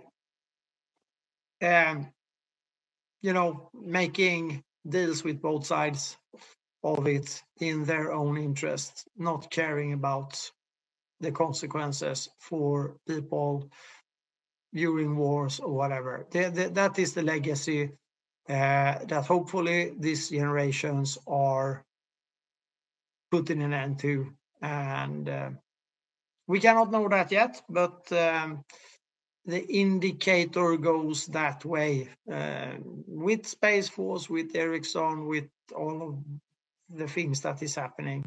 And the light is shining pretty heavily on Sweden. So the monkeypox light as well. So, but yeah, for you guys that don't know it, these guys, the oligarchy family, the world's richest family, at least according to Wikipedia, for a couple of hours every now and then, when it's not scrubbed. So it is what it is, and we need to learn from history so we can keep our heads on a swivel, like dear Miss Josie would have said about this. And Trump delivered a good speech, and for every speech he does now, he goes into, and now when the media is looking a little bit different and is getting asked the question, what about China? And he does the ordinary 50 billions and all of this, the Trump style things. But he also gets serious and talk about Xi and Putin and so on, and making a clear statement to the US population that, we are not going to have any wars with these guys. We're homies, so to speak. And that is quite a big, heavy mental block over on the other side of the pond. Here it's even worse, but still, nevertheless, there is a mental block in the US on these issues. But it's dissolving for every, So I mean, frustrating enough, at least for me, is that the big accounts of the US accounts, they will not touch these subjects. They will not touch them. They will not touch the Wallenbergs. They will not touch the false flags of Pearl Harbor, of Hiroshima, Nagasaki, of all they will not touch it. They will just, tug along and start to talk about crypto. Oh, and not crypto AG, then it's crypto dollars or bitcoins or whatever. It's or some obscure royals or whatever, quite frustrating, but we need to keep on doing what we are doing and connecting these things. I think they have their marching orders, When Mott. the time is right, the time is right. John I John cannot has. tell the time, so we I have to don't think push he it could hear me. forward because then we create that time. So it is what it is. But Mott, very can good you hear speech, me? and I think he's putting it out there, letting it, slide into the mind of people, and of course with the epic interview, with watch the same content about with together with Elon. They have to keep a certain content, I guess, for Hey, Matt, can you hear Tish at all? I wish that Elon and Trump and J.D. Vance could have a space where Hey, they Matt, talk a little bit can you hear about Tisha? the blue and yellow Bombadil and the Second World War, the banking, and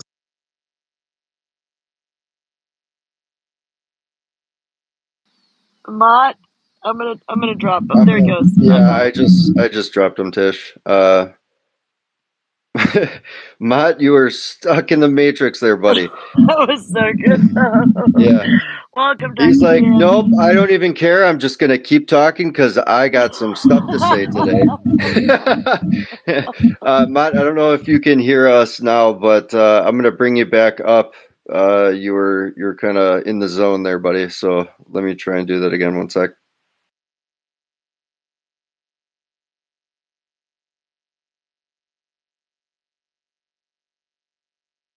Can you hear us, Mott? You were in the Matrix.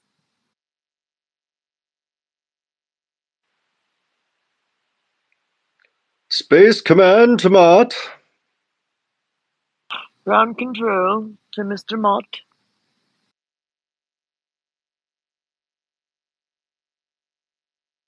Oh, he vanished from my screen. Yeah, I think he had to fully hop out. Yeah, he's gone. He'll be back. Yeah.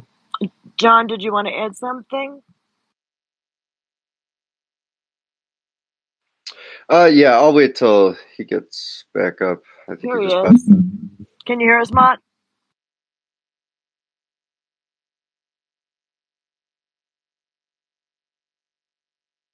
okay. Am I back? I was thrown out. Tish, am Can I you alive? hear me, Mott? Can you hear me? Mott? Matt, can you hear Tish at all? Can't hear you on either. Okay. Could you drop me? Yeah, Matt, I'm gonna can you drop hear him. anybody?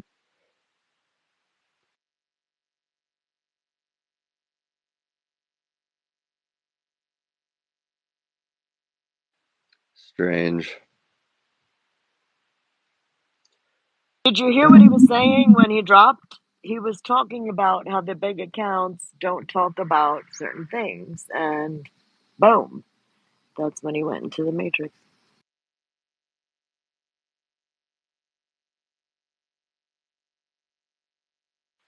Yeah, it's all. I mean, I know where he's coming from. It's all part of self-censoring too, and it's kind of a funneled plan. Get you to be mindful of things because it's all for the best in the betterment of of the powers that be, of course. Be careful what you say. Walk on those eggshells lightly. That's right. I'm trying to get him up now. And then you got knuckleheads like me who are just stomping on them all over the place. They're like, really? Are you going to pick those up? Nope, you put them there.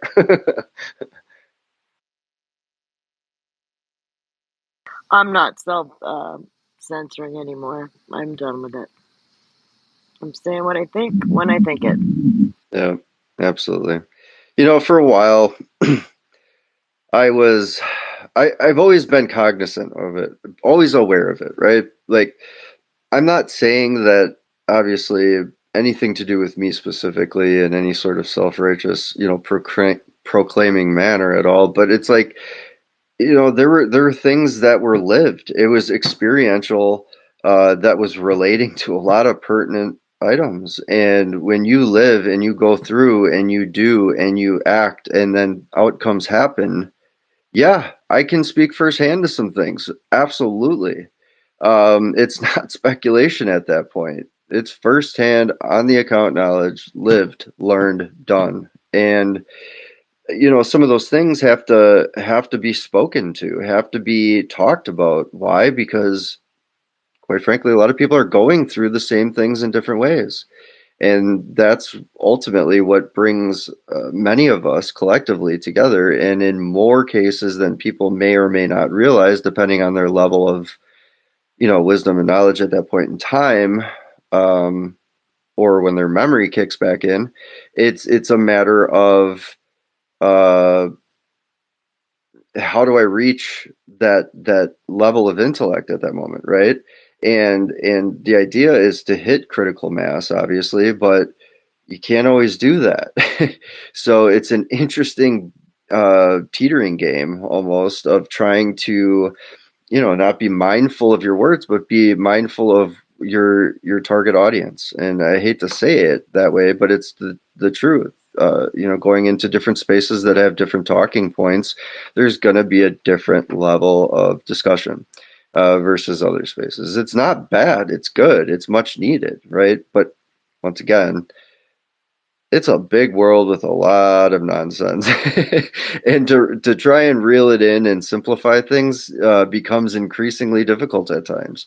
And I think that becomes the task at hand for many of us. But trying to just keep home base in mind every time is definitely key and crucial. Mott, I see you're back up. Can you hear us at all?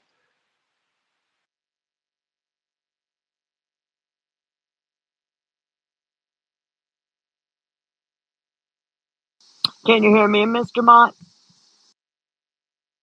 Matt, you have to speak louder.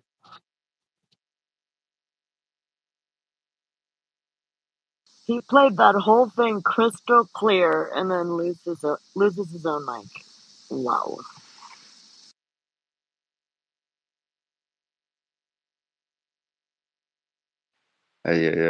Tish, are you on Android or Apple?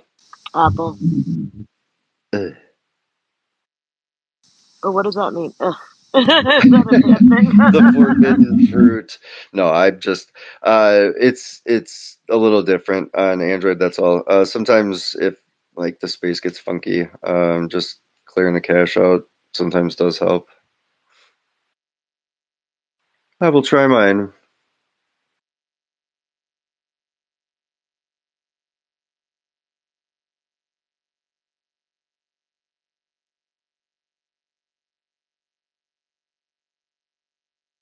I'm trying to get Mott back up. But until then, does anybody have any thoughts on what we just heard?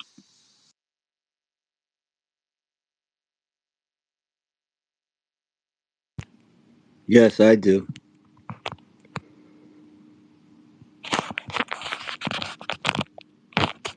Hello? Yeah, go ahead, Paul. What you got? Okay. Yeah, I thought it I was couldn't even see your hand, Paul. Go ahead, Paul. I'm sorry. I thought it was an incredible press conference, one that I've been waiting for a long time. It was the most finely detailed comment on Kamala Harris's record. Detailed, and that's what he has to keep doing. And then he's got to go after Walz's details. He did a little, but not getting the National Guard involved in the riots. And I believe that the riots in Minnesota were the catalyst for the 350 other riots throughout our country. I want him to say that, exactly that. And he didn't go after big tech censoring lately and cheating again after they admitted to doing so in the congressional hearings. They're back to doing it again. So I think he'll get there to that soon. It's stages, right, Paul? I mean, Yeah, but there's that, not much time. That's what worries me. I know 3 months. Everybody thinks 3 months is a lot of time. That the real fight starts Now in I September. can't hear, so I might have to pop out. oh, Everybody believes that the real campaigning starts in September. BS. It's got to begin now because there are. I went to the gym yesterday. A quick anecdote. I went to the gym yesterday and I spoke to a 21-year-old little kid. and we were talking about working out. And then I asked him a few questions, just if he knew about this or that. And I didn't try to bore him, but I mentioned certain people's names. He didn't know anything. He didn't know anything about what's going on. He didn't follow or have any knowledge of what's going on in this country politically, economically, persecutions against Christians. Just he knew nothing. He was a beautiful kid, but he knew nothing. And he is the example of most kids that age where I live. Yeah, it's unfortunate. We have to do I'm something about it. We have to do something about that one by exactly. one. Exactly. That's what I was going to say because, I'm becoming more and more aware as the days go on of actually how completely sound asleep many people are. Now, there's speculative numbers of what, let's just say if there was a plan, which there's multiple plans in different, factions and forms. But if there was, let's just say, a plan to hit critical mass of at least an awakening point, to know that, yep, the government is not what you thought it was, sort of level, right? Regardless of depth. We're at that 2/3, and really that essentially is the number we need, in the sense of the amount of people willing to take action. We're at that 2/3 point. Now, that is based on also what is needed just on our side, on the American front, right? Like that's it. That's not even including South America, Canada, or UK. any of the rest of the world. That's just the American end, right? So why is that? America's the last leg. Okay, I because respectfully disagree with you that it's not at critical mass. well, no, you're right. My only point that I really want to make to everybody listening is that we need to speak to the youth in simple terms, as if you were explaining something to a baby. That is the only way to get to them. Speak to them on their terms, their vernacular. What is important to them. We have to speak to them in that fashion, as we cannot use our vocabulary or our knowledge. They don't get it. They don't know it.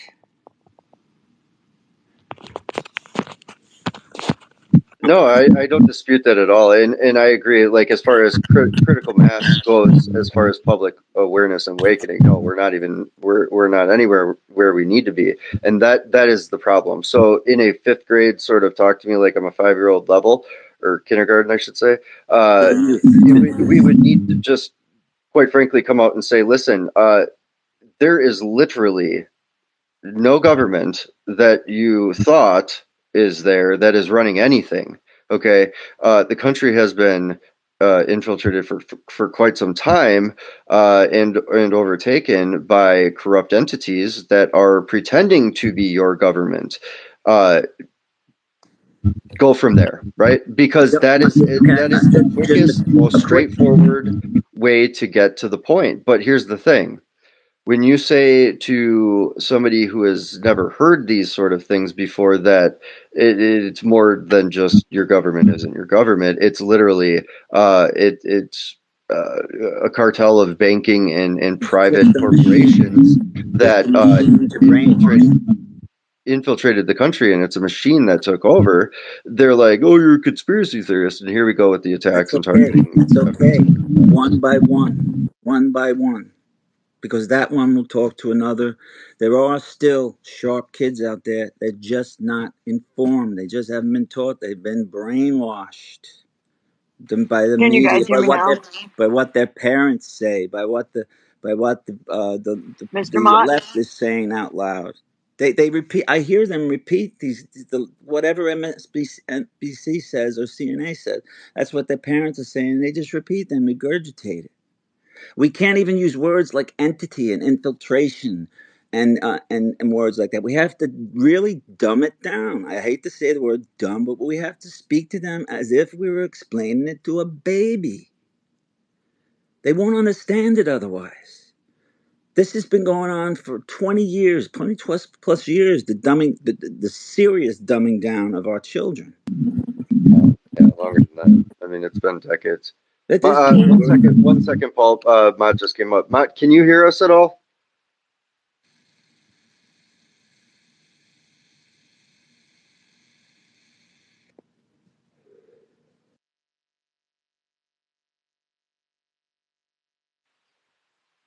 Mr. Bombadil.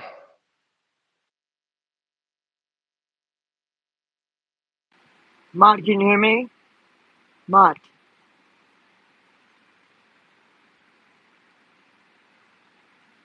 Oh, you can. Try to say something, Mott.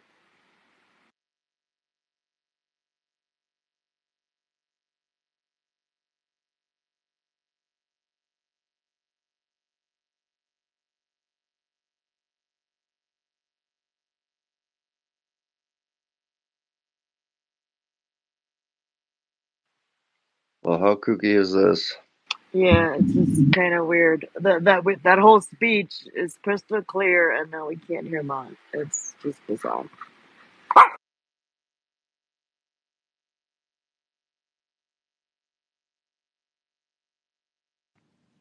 Did Mott mention Trump at all?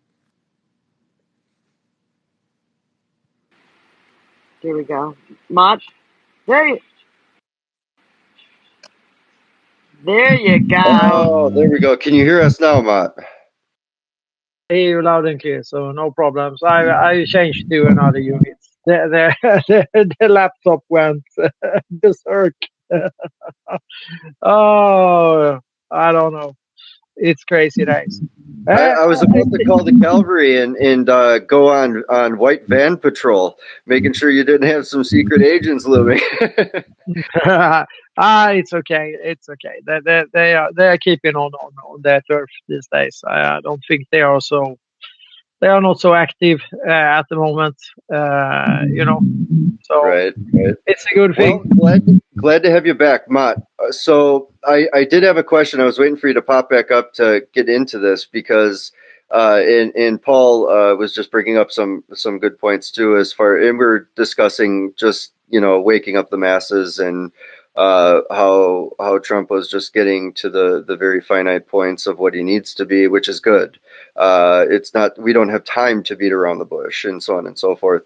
But with that being said, and going off of some of your talking points post, Trump's little press conference there that he put forth, when I would refer to the council, do you know what that term means? Are you familiar with that?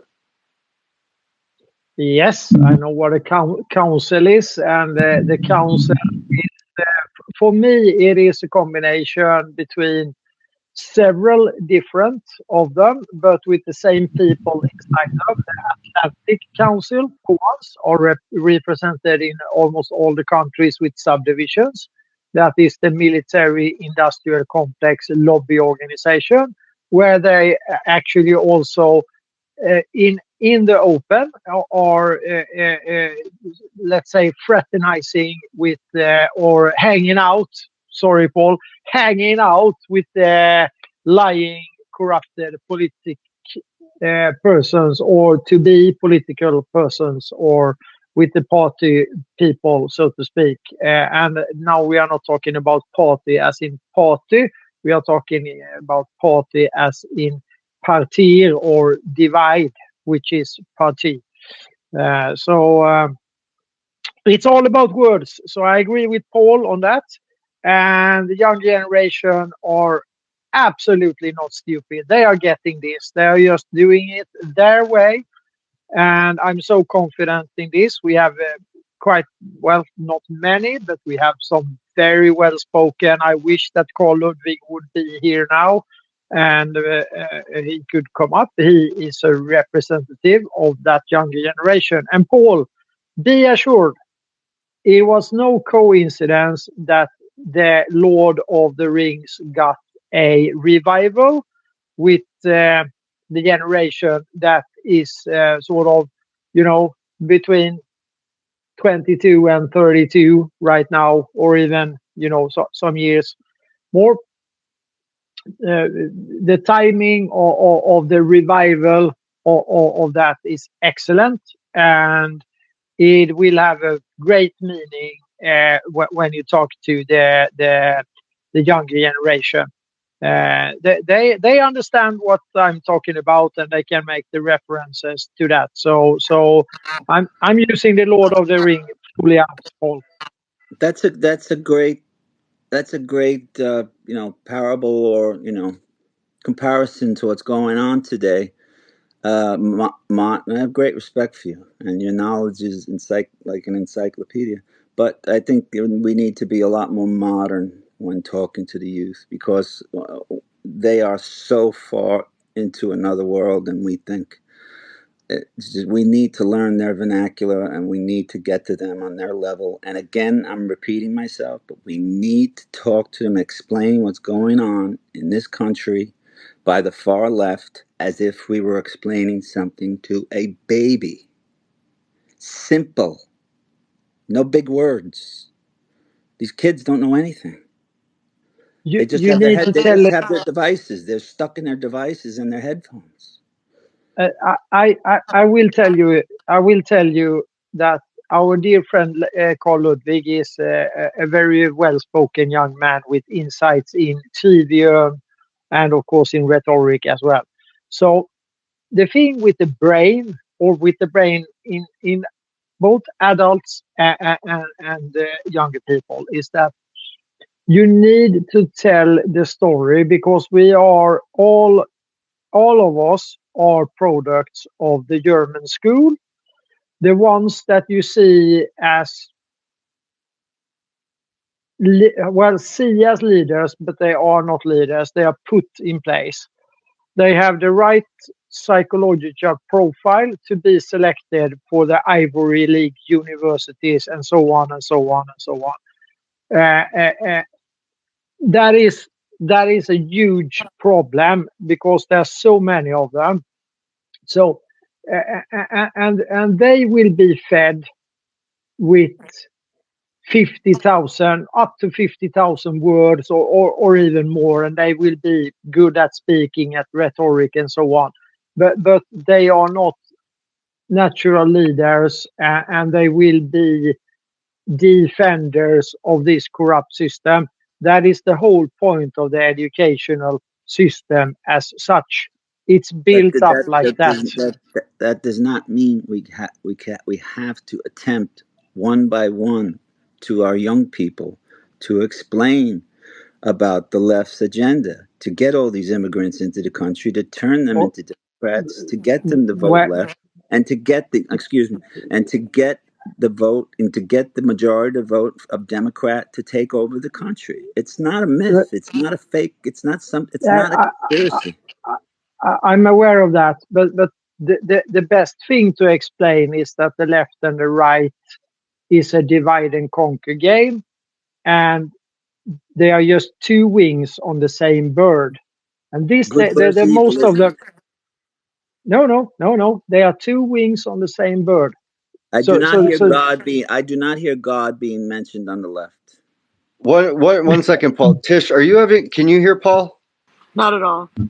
Okay, I can hear him okay. I just wanted to make sure that you were still able to hear him or not. I cannot hear Paul okay, at all. Paul, we're going to drop you and bring you right back up. Tish is having issues hearing you. So, yeah, and also, so Matt, real quick, because the reason why I asked was kind of, really more of the specific into the now point of what happened just after the conversation, right, with Elon and Trump, and then all of a sudden his urgent need to come out today. How does that play into a role of what's really going on right now at this moment in time? And that has a lot to do with what I just referred to as what is known to be the, quote, council.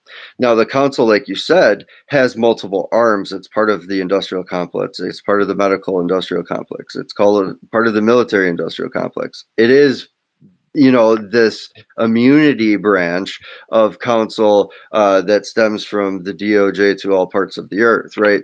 So the interesting thing, though, And I just kind of wanted to get your take and some others as well, because, they put a gag order on him. And I think they very cleverly had their fireside chat, right, just the other day.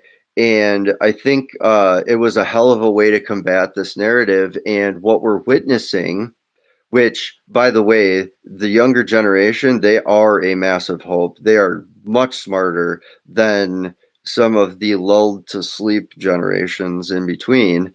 And there's more of a chance with a lot of them than there are with some Yeah, others. yeah. So with that being said, it's like they're giving, like Trump today, giving the biggest thumb and the middle finger to the industrial complex as a whole. It seems like, with what they're both kind of collaborating on, and then the EU comes at Elon, he's like, screw you. No, I get to talk freely as I so choose, so it really just appears as though not only are they, pushing back on the false narratives, because I guarantee you they're being censored in a lot of different ways we couldn't even fathom, uh, you know, in gag orders and whatnot like that. Now it's just to the system as a whole, because guess what? There are a few things, and I actually put something in the purple pill in regards to the election, but there's some portions to that are really important, because one of the arms that isn't actually taken over, and we can see that through Gorsh and Kavanaugh and a few others, as far as some of the justices, the Supreme Court realm of things, right? There's a big part this is going to play into this, right? So the education aspect, I get it, but I really think it's kind of like go time, right? It seems like, Red Team Go is on the move, and that's why a lot of these things are happening. What are your thoughts? Yeah, for sure it is. And I can see that Dr. Halper Hayes is in the space. So I agree with what you're saying. We have to talk about the younger ones later on. But ladies first, welcome, Dr. Halper Hayes. Nice to see you again. Oh, it's nice to see you. And Welcome, Dr. I'm Jim. always pleased when I make it to Tisha, because she's so good at sending me reminders, and I'm excited, thrilled when I'm actually able to jump on. So thanks. Let me ramble, if people don't mind, about a few things.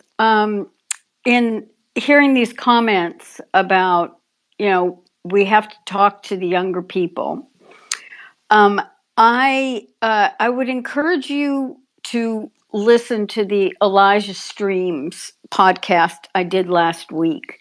But let me give you the personal story behind it, how I came up with the things that I was recommending. I have a neighbor. He's in his mid-20s. He works for The Economist. He thinks he knows things far better than I do. And despite anything I have tried to educate him about, has failed. Links I send him are rejected because they don't fall in with The Economist and the New York Times. He has corrected me numerous times on J6 because he saw the New York Times documentary, blah, blah, blah.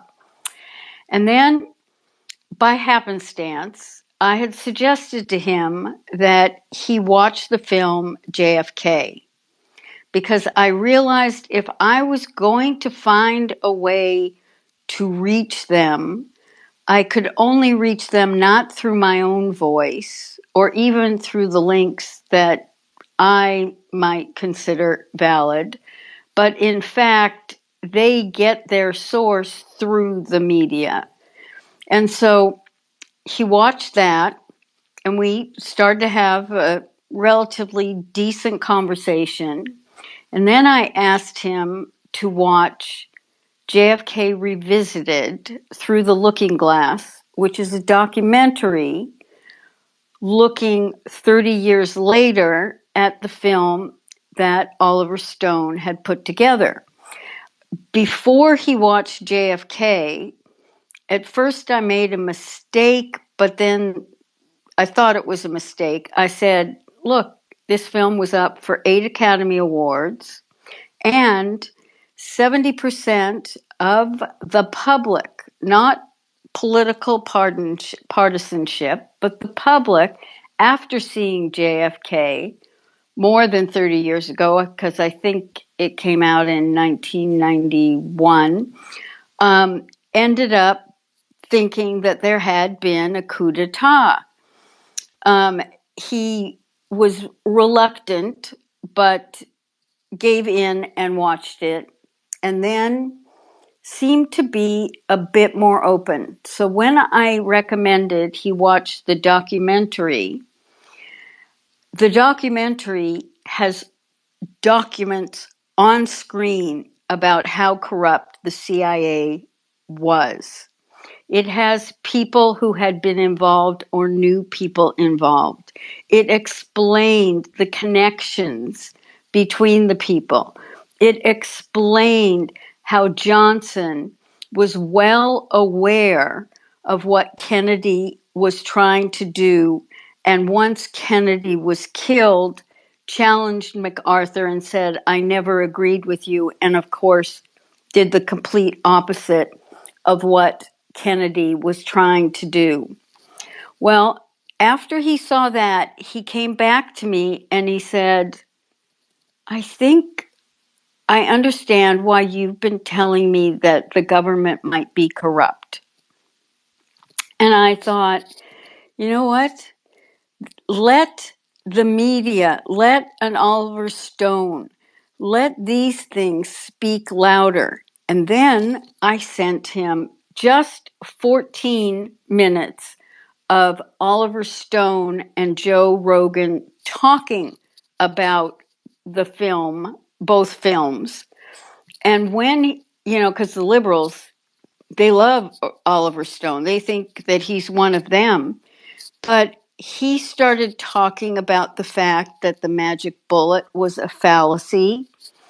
And I would encourage all of you to take time to watch both of these and encourage other people, because this has been my mission for about the past 2 weeks of telling people, please get people to watch this, because we have to hit the objectives slowly.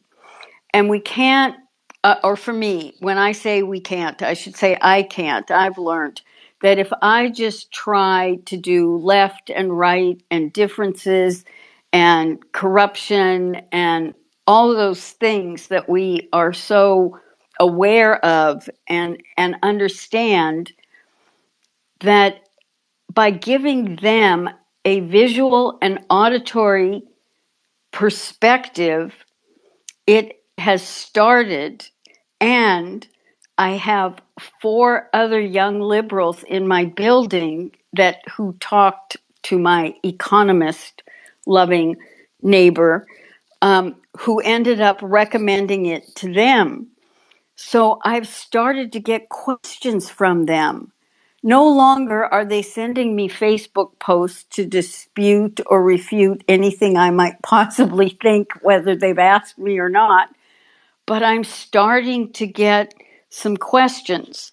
So that's a point that I wanted to just make in relation to what people have been discovering or talking about, the points that you've been talking about. We have to find other ways of getting to them. We have to let other voices and not ours. In general, I've been frustrated by the younger generation because they've been raised not to have respect for their elders, as most of us have been raised. And so that's my little pitch for that. The other thing that I am consumed with right now, because I think some of you have heard me say that my role on the task force is not simply, taking the temperature. I get assignments. And in fact, while I wasn't very active the beginning of the year at all. I had been seconded to a different task force. But the assignment I'm on right now, and this is where I'm really just going to be rambling because I'm gathering thoughts and perspective, but I hope I'll be able to come back and talk maybe a bit more concretely. I have been asked to go after the corporatocracy. No longer the military industrial complex, no longer the corruption in the political system, but to tie it all together. And actually, the question that I was given to explore was, we need to wonder why terrorists attack us. We need to wonder why America has been hated, and it's been attributed to our capitalism and McDonald's and Starbucks, going into every country, etc. But Exceptional. it's more important. Did someone say? American exceptionalism is hated around the world. Yeah, it is. But also, we've talked about the New World Order, the Great Reset. But if we really look at the connection of these people that have wanted to create and have been running a global empire, how the corporations, the banks, and the governments collectively have been working. And when we think about how now they're pushing climate change, but they pump the toxins into the rainforests. They have been consciously killing people, animals, and plants, and they've been committing genocide among ancient cultures and current cultures. And instead, the media goes to the lowest common denominator, and they try to make things petty. If we just look at how they use the word weird to describe Vance and Trump and the rest of us, but also how they have not worried about how people get their next meal. They allowed the energy industry to create Enron. They allowed the accounting industry to hide all of the corruption and the false stuff. And that's why Anderson went down. And then, of course, Accenture became the thing. But it's the income ratio that these elites absolutely don't care about. What they do is the most respected, I have that in quotes, companies, they hire people at near slave wages. They make them work in inhumane conditions, often in Asian sweatshops, and they rake in more money. And the Dems are trying to push us to care about all these things because the corporatocracy is giving them those messages to try to hide all the damage that they've been doing. And there's so much of this coordination that I'm discovering, and I'm having to look back because I spent 30 years in those boardrooms being an advisor, helping to restructure a lot of these companies, counseling a lot of these executives. And this is not an easy task for me because I'm having to look at me. Now, the one saving grace that I'm telling myself is that I never fully belonged. I was an outsider who got to be an insider as long as I worked on the project that they needed me to work on. But when the project was done, it was sayonara, au revoir, we'll call you, don't call us, because I could only push changes so far. And I never really wanted to be an insider because I knew that I didn't play the game well. I liked the idea that I was a project person, but at the same time, I'm having to accept how much I was at a time part of that system. And so it's a really hard assignment I've been given because I played part of that game. And so I'm also thinking, how do I be honest enough when I write this up and when I write it in just, regular Substack, but how am I going to post it on LinkedIn to all those people and hopefully get them to see through it? So I thank you for letting me ramble, and thank you for letting me to have a voice and to just be part of this with all of you.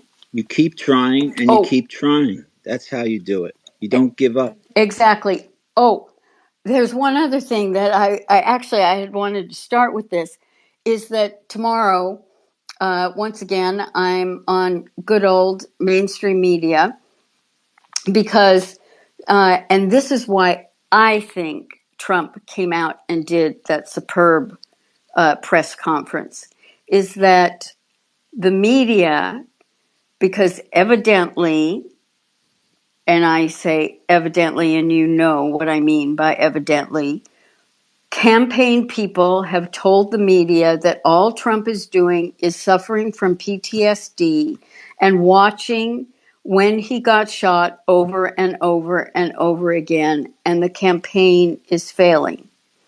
Now, tomorrow, I am going to say, I know because this is mainstream media, I will give a big if.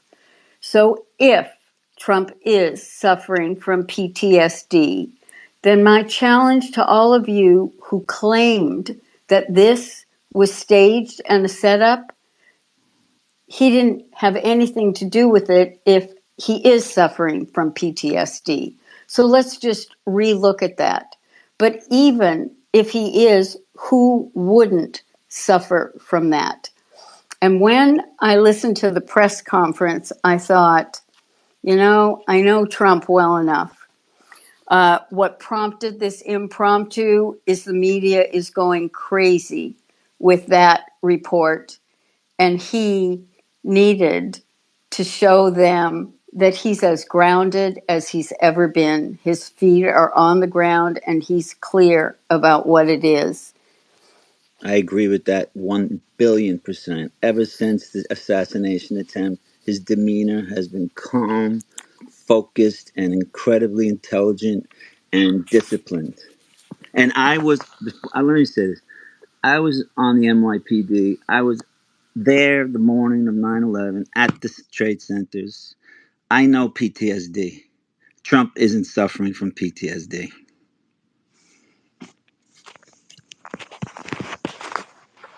No, not at all. I agree.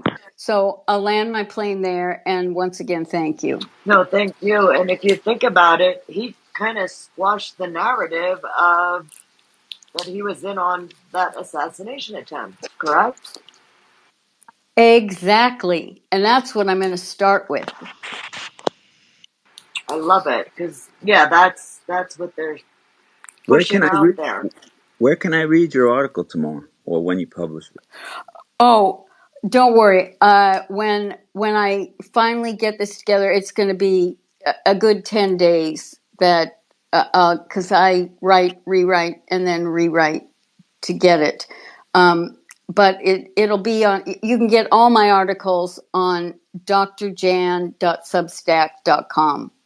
In fact, why don't you go back and you can do that, or you can go to Breitbart, because in 2016, when Hillary was challenging Trump's temperament, and at the time he only had about 10 people on his campaign, and and Steve Bannon was not yet part of his campaign, but Steve helped me get Trump to take the presidential temperament assessment tool, which was used for 40 3 other presidents to assess them.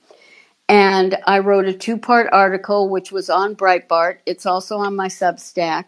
Why Trump has the right temperament at the right time. And all of that is even more valid now than it was then. And I delineated how Trump's temperament, and a temperament is something we're born with. A temperament is not something, it's our personality that changes based on our environment and influence and experiences and the people around us and everything else. But the temperament never changes. And his temperament is the same as both Roosevelt's, as Clinton's, as Reagan's, as JFK. They are people of action. And I cited how one of the people close to JFK said JFK did not care about what he dealt with yesterday, and you didn't talk to him about tomorrow. He was a man of action who needed to get things done today and address problems. And that is Trump, hands down, as we all know. From the Gospel of Mark. Don't worry about tomorrow. Well, Dr. Jan, I want to thank you personally for, I mean, obviously someone who's been around and done some things, let's just say, to be so humble and honest and open and forthright. And I thank you for that. It speaks volumes for me, in just my, small parts of different pieces that I am trying to put together for others as well out there. And it really is part of a good pathway regardless, right? Like if we just speak truth and in all forms, regardless of the unknown, which the only unknown out there right now is tomorrow, which hasn't happened yet today.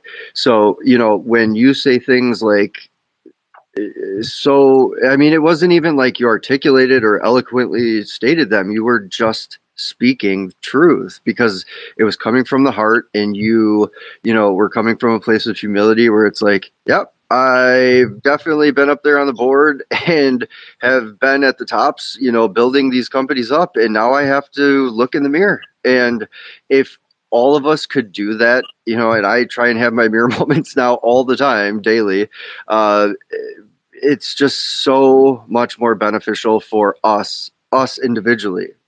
And that's a key takeaway. I think that's so important because we are going to be shit for anybody else if we are anywhere near 60-70% ourselves.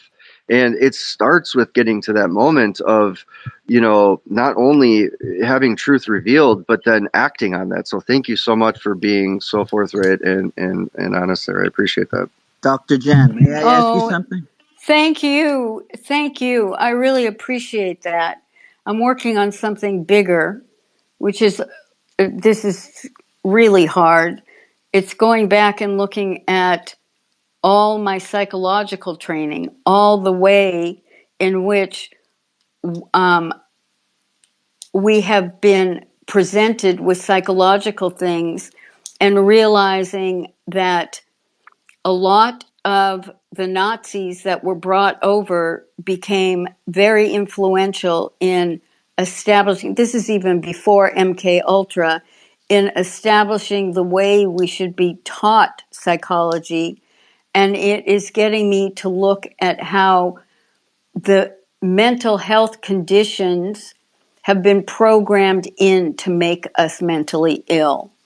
But I can't, that one's so overwhelming for me that I'm having a hard time getting my head around that one. So I'm sticking with corporatocracy for the moment. I can only imagine. My goodness. I mean, one sec, Paul. Thank you again. It's incredible, especially coming from, that background. You have, those.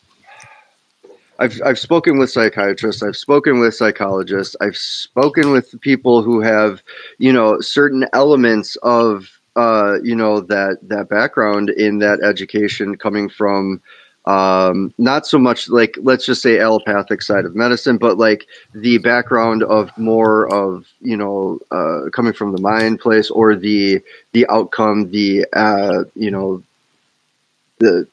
medical end that most people don't want to really talk too much about as far as being determining factors. And wow, lo and behold, it was probably, I'd say, more infected and indoctrinated on more possible levels than anybody could ever fathom. And unless you were there, and unless you went through those courses and went to that school, and unless you went and you know exactly what had taken place in order to get your degree to move you forward into the next part, you would never know. And so what a better way to, separate critical mass from a now further separated but deeply infiltrated section of the people who are supposed to be helping critical mass. It's like, it's a scarily perfected system over a long period of time. And like you had said, this goes back pre-World War II for sure, and MK Ultra. So it's pretty incredible. Yeah, it is. And, I got accepted to Harvard to do my PhD. And at the time, I was in therapy with someone who was the president of the American Psychological Association. And he said to me, "You do not want to go there because you will not become a licensed clinical psychologist, because no one teaching clinical psychology is a licensed clinical psychologist." That was at the time. That was a lot of years ago. Things have changed. But that was a great saving grace, because then the way I was able to do it, because it was during the human potential movement, is that I ended up being educated by, whether it was Ida Rolf on bodies, or it was Carl Rogers, or it was Fritz Perls. So I got to dance around, and I'm very, very grateful for that I did not get indoctrinated that way. But I will also tell you something else, that while I was looking at Harvard, is I dropped acid with Ram Dass. So that was very, very enlightening 40 years ago. Dr. That's Jen, a may I ask you a story in question? itself, Dr. Jan. That'd be an interesting story. Dr. Another Jen? time, I'll be happy to talk about that. Dr. Jen. Yeah. Hi, how are you? My name's Yes. Paul. When you're Paul. writing your article, I want to just mention something I came up with. I see the left politically and the left media as one big narcissistic entity. They behave like a narcissist. They react with rage and lies, just as a narcissistic person does. I would love someone to write that. Someone who gets read to write that. Well, that's an interesting take. Narcissism in journalism. In Oh, politics, in the media and politics. yep. Well, if we get down to it, But they only care. Go but, ahead. but if we get down to it, if we get down to it, the left and the right are smoke and mirrors. That is the main. Well, it's not the main problem. It's a consequence of the main problem, which is of course the monetary system and the corporatism. So, and that one we can rest assured that the corporatism is what is running the most of the West. They're We can the say heads in control, right, Matt? They're the ones who are perpetuating the beast system. The bankers, the government, the World Economic Forum, and our politicians are all which joined is together. created. Yes, it's a cohort of Multiple tentacles. they are in cohorts. Yes, but when we get to yes, when we get to the root of this, we will easily identify. Somebody has the mic open. I don't know who. So yeah, okay. So when we get to the roots of the origins of this kind of system and how it works, we will of course see the bankers. We will see that many times the bankers are also the corporatists, the creme of the creme in the corporations. This was proven very quickly by the Peugeot committee prior to the Woodrow Wilson signature on Christmas Eve, I think it was, for the Fed, as a example, which of course was not listened to. We have the instigators and the controllers of the large chunk of the events leading up to the Second World War, and also running partly the World War to IG Farben, American IG, and Swedish IG. We have the Dulles brothers when we are talking about, as Halper Hayes mentioned earlier.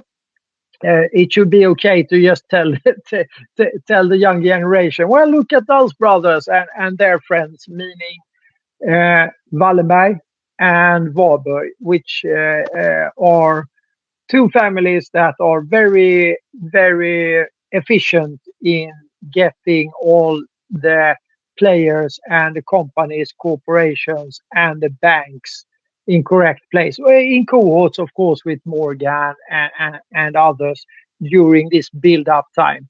The Bank for International Settlements, the ring, the one ring to rule them all. It applies for other things as well. Tolkien is multifaceted in that aspect, but we can see them very clearly. But this is the names you cannot talk about yet. The timing is not.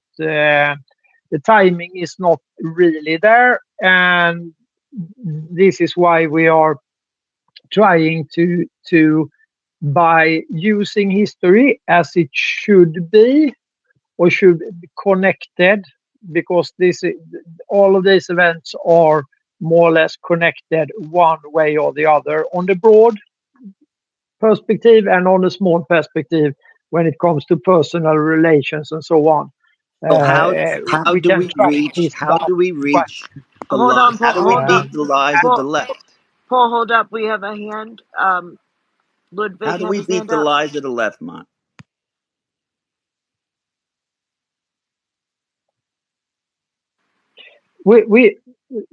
By ignoring the left and right narrative, And just speaking the truth. by understanding that both the left wing and the right wing of politics is the wings of the same bird. The body of the bird is, you could say, the monetary system and the oligarchy But they are system. not currently. If So, Trump doesn't win, the country is excuse me, sir. screwed. That's true. We are. So, but Trump is just one man. But Trump is just one man. I mean, who would be the natural leader to step in if Trump had been assassinated? Thanks heaven, he's not. He is a very good, but he's just one man. He is dependent on natural leaders surrounding him at this minute in time, and of course people that are willing to protect him as well. So I hope he's well guarded. It has seemed to be so during a very long time. So of course there will be more attempts, but they seem to be quite. It doesn't. It could even. The opinion can swing here either way, and that is the point of it. So I don't think anything. I think the planning and the people behind Trump are so, they are well aware of and have a plan B, C, D, and E if something would happen to him. God forbid that so will be, but if these people are prepared for such a event, and It's true. that You're right. You're like absolutely right. playing a game, and Yeah, if we go back and we understand, sorry for interrupting. I'm sorry for interrupting. If we go back and we understand that the military for decades tried to recruit Trump to come in, and they succeeded in recruiting him, no military person or group of people would not have a backup plan. And I think their backup plan, and thank God for divine intervention, but the backup plan is in all likelihood Douglas McGregor. I just want to add though that we have to be very aware that we are the ones. We are the plan. We always have been the plan. If there should be any takeaway of this, and I think Trump has, tried to express this, and I heard it. I heard it at his first address to the nation. The power has been given back to we the people. Okay, when we are a well assembled group of self-governing men and women, we are in full control. We've been usurped by a system that has run amok on us for well over 175 years. And the truth of the matter is we have an opportunity now. We have an opportunity to not only take back control of our country, but our lives, more importantly.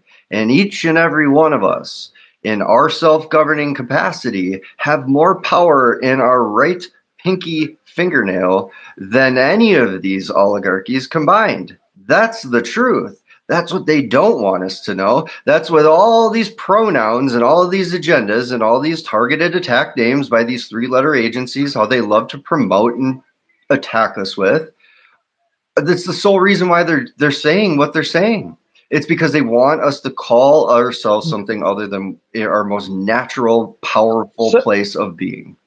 And we have the power to remove these people. We just need to be educated enough and to know how to do so. Absolutely. Ludwig has his hand up. At this point in time, that is so truly. Yeah. I'm just gonna finish up here with John. So John, you just take Mr. Ford. He states it very, very elegantly. He says, well, I cannot quote him exactly. I've seen several different on this one.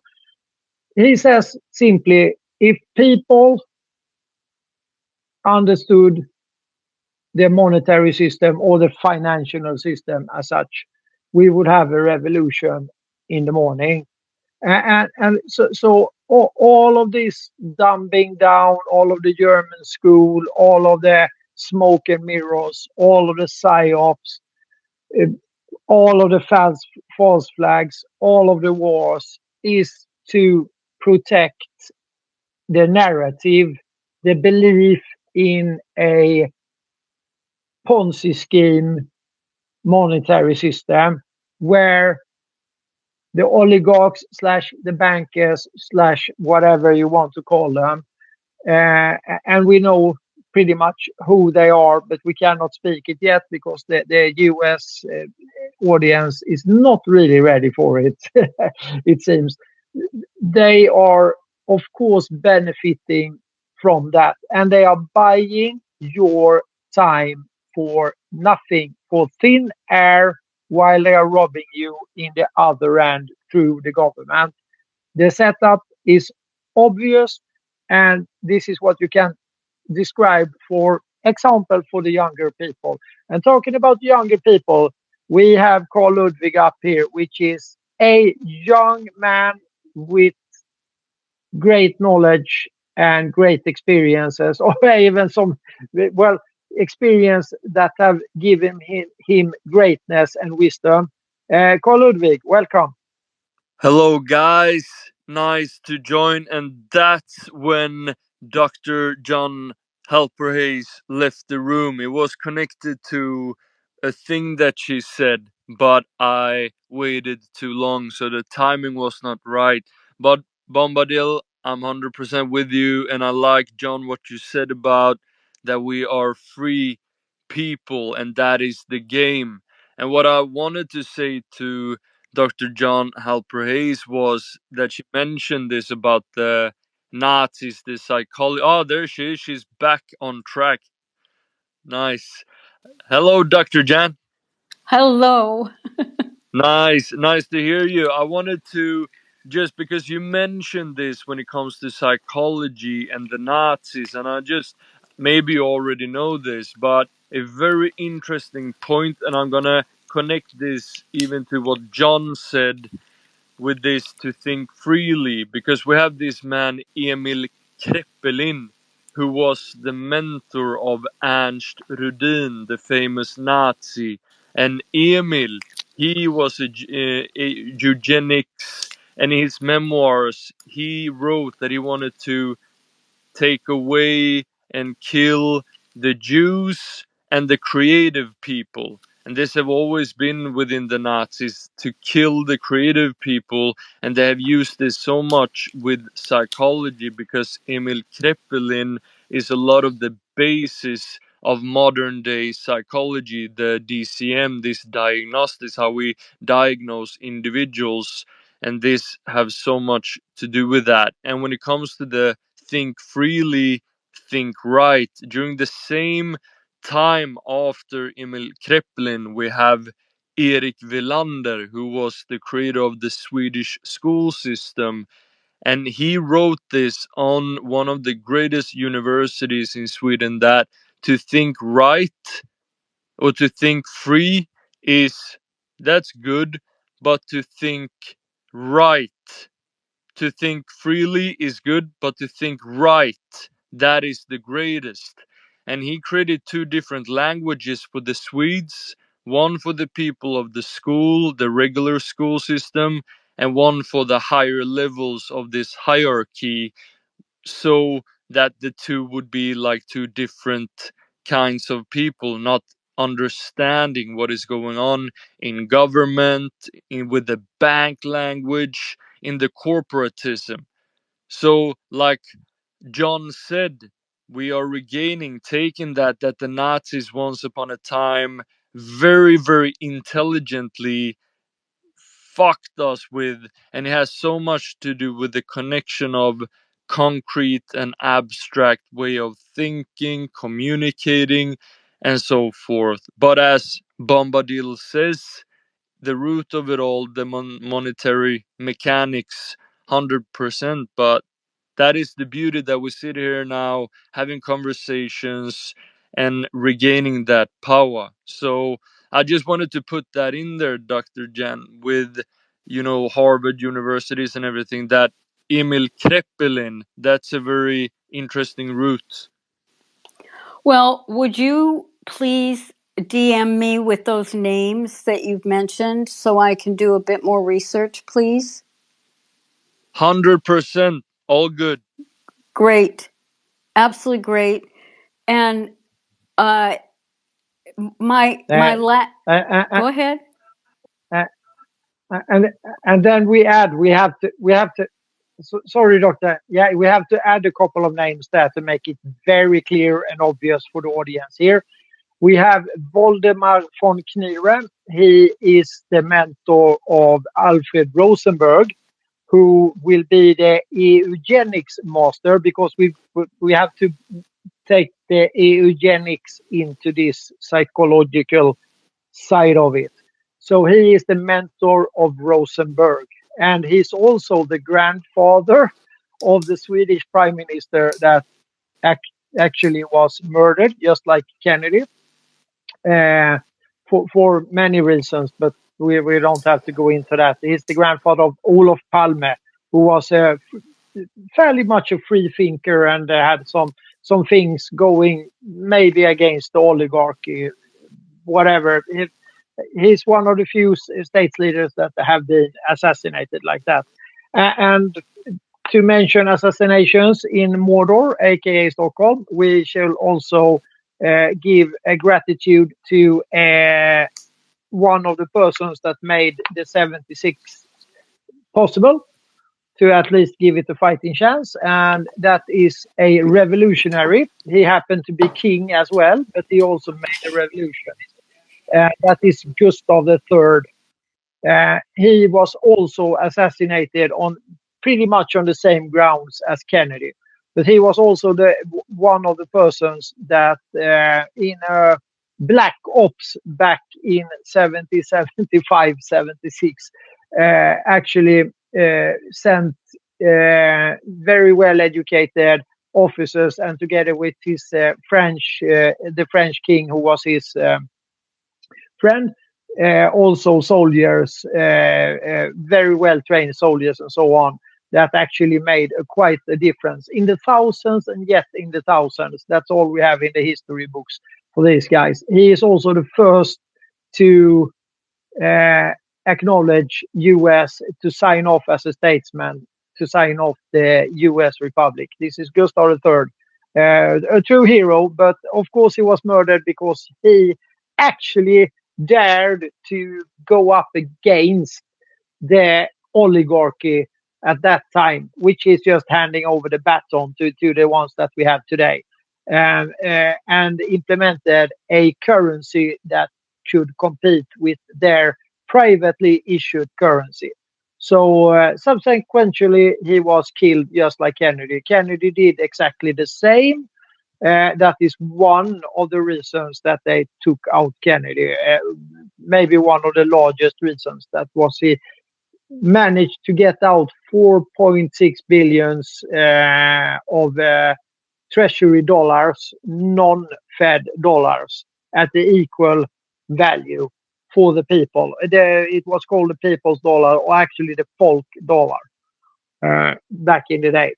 So in honor of those two guys that made an effort on that, and we will not go into the eugenics because then we will stay there for another hour, and it's getting very late in Mordor. Sorry for being long-winded, Dr. Halper Hayes, but we have so much information here, which will lead to let's call it the headquarters of the so-called deep state. And this is what we are doing several days a week, and we are just trying to give the info without getting emotional. And then people have to catch up if they want to, and if they still want to run around the lamp post of left and right birdie, they can do that. That's okay also, because it's a mental thing, and it will take a while for some people to get around the narratives that have been fed to the Prussian school and to, well, the psychological operation that have been put onto our different countries in different times. So it is what it is. I'm glad you survived Ivory League school and so on, Dr. Halper Hayes. That is a good thing. You are one of the few ones that actually did that. But the rest of them, if we look at these people, they are selected to be what they are, and they are stuck in their narrative, of course, deeply stuck in it, and they refuse to do anything else. And their modus operandi and their bullshit mainstream media is not working anymore because of the young people like Carl Ludwig and others. And that is a great thing. I think you can see that, and you can, from personal experience, as you were talking about, I think that is trending now, so to speak. I have so much confidence in the young generations. So much. With that said, I will crash my good old Su-37 straight into the Malmvik castle, loaded with some stinky merchant of death, aka Nobel Dynamite. Boom. Boom. Hello, Skuldum. How are you, sir? G'day, guys. Well, good morning. It was actually good that you finished off there with the children. You've got high hopes for the children. I do too. And I think during the Elon and Trump interview, well, discussion, you can just call it a talk, one of the biggest things that really pricked my ears was when Trump said that he was going to take the education system back and put it back into the state's hands rather than a federalised sort of state system, schooling system. And I think that will have a profound effect on the future. It'll be huge, because that's one of my biggest bugbears. There's a lot of countries out there, especially the European countries, well, the British Empire companies, whatever, where all their schooling is all federal. So to implement something, you just have to, it just starts at the federal level, whereas if it's state, it's much harder to implement. So all these radical ideas and stuff. Plus, being a state-run thing, you'd also, the schooling system will take into account the actual state you live in, and therefore probably be a bit more pride about the schooling system. I think it's a wonderful idea. That's pretty much the main takeaway I got from that whole conversation. I was like, yeah, let's go. That would be wonderful to see.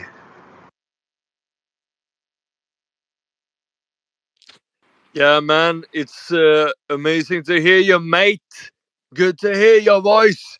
That makes me thinking about old times when it was trivium and quadrivium, the 7 liberal arts that a lot of these big tech dudes are dealing with when it comes to the power of words, rhetorics, the art of communication that they eradicated like dust, like Bombadil said with the dynamite, the Swedish Nobel family merchant of death. They totally killed the 7 liberal arts in the schooling system, because if you have trivium and quadrivium in the teachings, for example, the art of communicate both with ourselves and our surroundings, very hard to control. And these are the guys, Elon, Zuckerberg, what are the names, Amazon dude and Bill Gates. If you look at what they have put a lot of time into is linguistics. You have programming, rhetorics, neuroscience, all of that stuff is, and this goes back to the wise Greeks once upon a time. So this is, yeah, the school system is gonna, and I think Trump mentioned that at some point as well, that the schools are in for a change as well. Yes, he did. I think he mentioned it in this speech we just listened to, but he's been speaking on that, yes. Um, Introducing, they're putting the Ten Commandments back in a lot of schools, which is completely amazing. And putting the Bible in as a historical book, referencing MLK. So, but we know it all needs to be revamped, and he knows that. Trump knows so much more than we could imagine. It's just, having the right people surrounding him. And he's saying it out loud. He's saying, his first term, he had to figure people out. Now, when he goes in, he knows. He knows who the players are. He knows who he could trust. He knows who he could align with. 100%. I mean, Right? 2016, he mentioned Ericsson already back then. So, 100%, Tisha. Oh, absolutely. Yes, that's right. He mentioned Ericsson very early on. And for him to say that out loud, well, even Mott lost his speaker, but what was the whistleblower's name? My mind is going blank. With the Patriot Act, help me, John. Oh, he's in Russia now. The whistleblower that basically told us everything about the NSA. Edward Snowden. Yeah. Snowden. Yes, Snowden.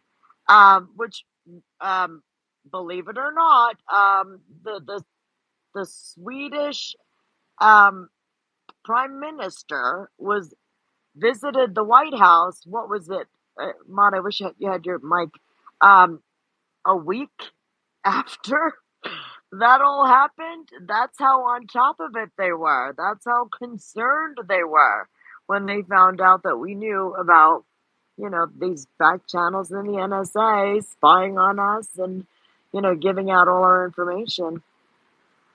It's Yeah, just, people would be heavily surprised how much Swedes have been like the Wizard of Oz in so many perspectives, but that time will come more. But just when it comes to who was invited to the White House dinners and stuff, that was Swedes heavily involved.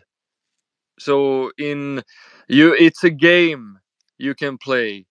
Find the Swede when you look at country corporatism, and you look at country for country for country, and looking at the most significant parts when it comes to corporatism and infrastructure of countries. Play the game, find the Swede. play the game, find the Swede. Was I right, Mott, what I just said? Because that was something you dropped recently about right after Snowden. The Prime Minister of Sweden met with Obama. Obama is a true and true Wallenberg puppet from the get-go. So make no mistake on that. Make no mistake on that. That also goes for this little thing with the World Economic Forum and so on and so forth. They are the hidden hand, and we'll not get back to Axel Oxenstierna again, the true rock star of all of this, but it is amazing that he is brought up in the daylight again, in Sweden by the script writer, whoever that is. But this is the most indoctrinated country in the West, by far. A small country, 10 million. That's a good size, Israel, same. Also very indoctrinated, of course. And those two, they go together like horse and carriage. Just remember now that, for example, Israel threw Norway out because they recognized Palestine. Sweden did that in 2014, and they were not thrown out. There were no. And Netanyahu keeps on saying that Israel is the deep state. It's run by the deep state. Have never been anything else. He's not saying that anymore, but he has said it repeatedly during the last 15 years. So it is what it is with regards to that. But find the Swede. Find the Swede. Find the Swede. You will find them everywhere. But they've been very good at what they are doing, and running the telecoms in 184 countries, running the power grids in 150 countries, controlling the Bank for International Settlements, controlling the World Economic Forum, and also by accident the Nasdaq, and being also the largest owner of Vanguard and BlackRock, and that is investor. This little pedagogical picture we have, and of course the very, very long X article going into the control and ownership of this. As far as we can see as human beings, we need to have the WASP, the Wallenberg AI project. Will hyper emphasize that Trump, he didn't only mention Ericsson, he went after them even before he was elected president. And he made his promise go all the way, because in 2019, as of September 2019, the newly formed, planned way ahead from the military perspective, of course, Space Force was put on top of Ericsson after they were sentenced for aiding, betting, bribery of ISIS for a period of no less than 17 years. That is what is stated in the sentence for this. They got the parking ticket, but they also got to open up their whole business to the Department of Justice, but in this case, the Space Force. So hopefully, we cannot know what is happened behind the scenes there, but hopefully this generation of the most powerful family, maybe in the world history, actually, have made a deal, retreated, got to think about better times. They maybe saw whatever. So according to me, speculative, what we are witnessing right now in this moment are the most powerful oligarchs throwing hundreds and maybe not maybe millions of people that have gone to the ivory schools, and all of these people that are the nefarious actors selected to their psychological profiles, talking about psychological things today that will be interesting in the future. But I have my picture very clear there. I have met so many of them, so I know exactly. I might have some insights as well, Halper Hayes, but I will not speak too much about it. So in that case, they have to throw all of the defenders of the current system that is defending themselves, because they are a part of that machinery. And believe it or not, they might look very, very smart, but they only know one system, and they are so stuck in that they can only proceed according to marching orders or to defend themselves, and thereby also the system. And this will bring them down. The modus operandi for the sub-oligarchs, sub-oligarchs, their servants, and of course some of the Golomites, or whatever you want to call them, useful idiots, we can call them whatever, that is at that level. These people within these different hierarchies, they will be thrown under the bus, and we can see it happening right now.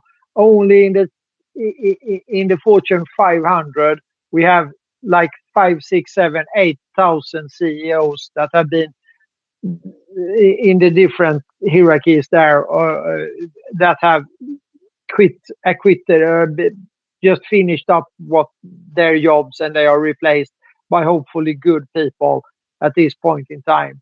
And we can also see Elon making optics on this by moving out of Delaware. And for you guys that hang around in these places, you will say, oh, that's the Oxenstierna thing.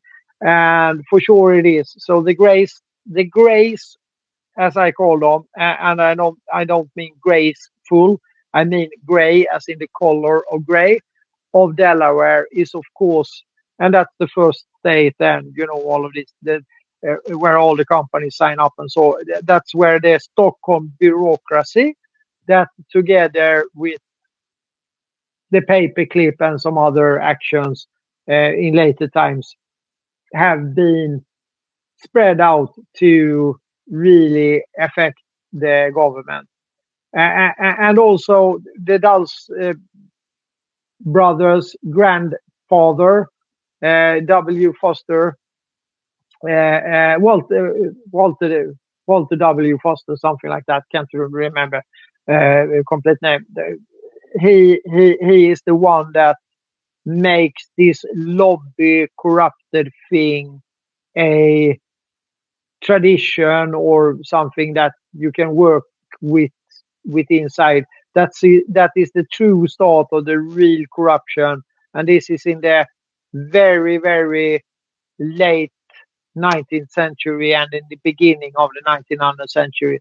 That is his full-time job from that day and on, and he's very skillful at doing this. And of course, that family line will inherit that and go to Sullivan and Cromwell, which will defend the Wallenbergs in Nuremberg, where they walk straight out, though being owner of IG Farben.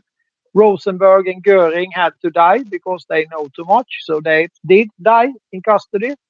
And then again, some honorable people in the US will blacklist the Wallenbergs SEB Bank, and then we will head up to almost to the 50s. And in between there, they provide the atomic bomb thing to the Manhattan Project to make the Cold War started.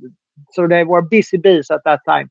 They will end up. And this Bombadil, I want to put in there to create a picture of these intelligent gangsters of the North, how they have operated for a very, very long time. And it is the saying, a wolf in sheep's clothing.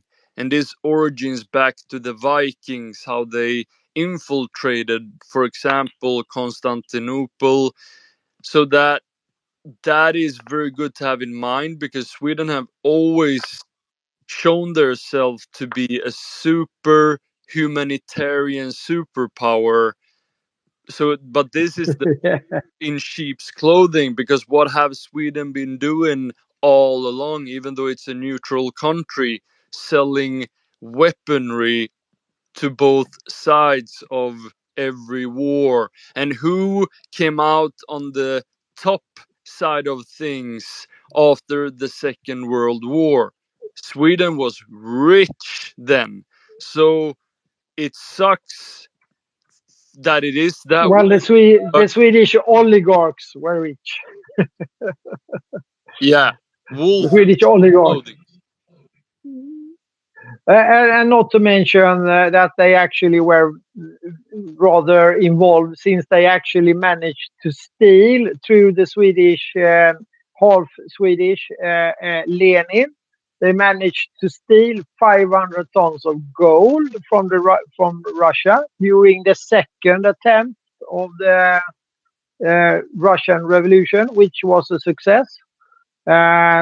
There's lots of deeds and doings around that, but the kickback was 500 tons of gold that in the corrupted Swedish corporatism easily just disappeared, and most likely it disappeared to another Viking invention, the City of London, which contained at that point in time the world's second created central bank as of 1694, the Bank of England. But the first central bank just happened to be the creation of Axel Oxenstierna in 1668.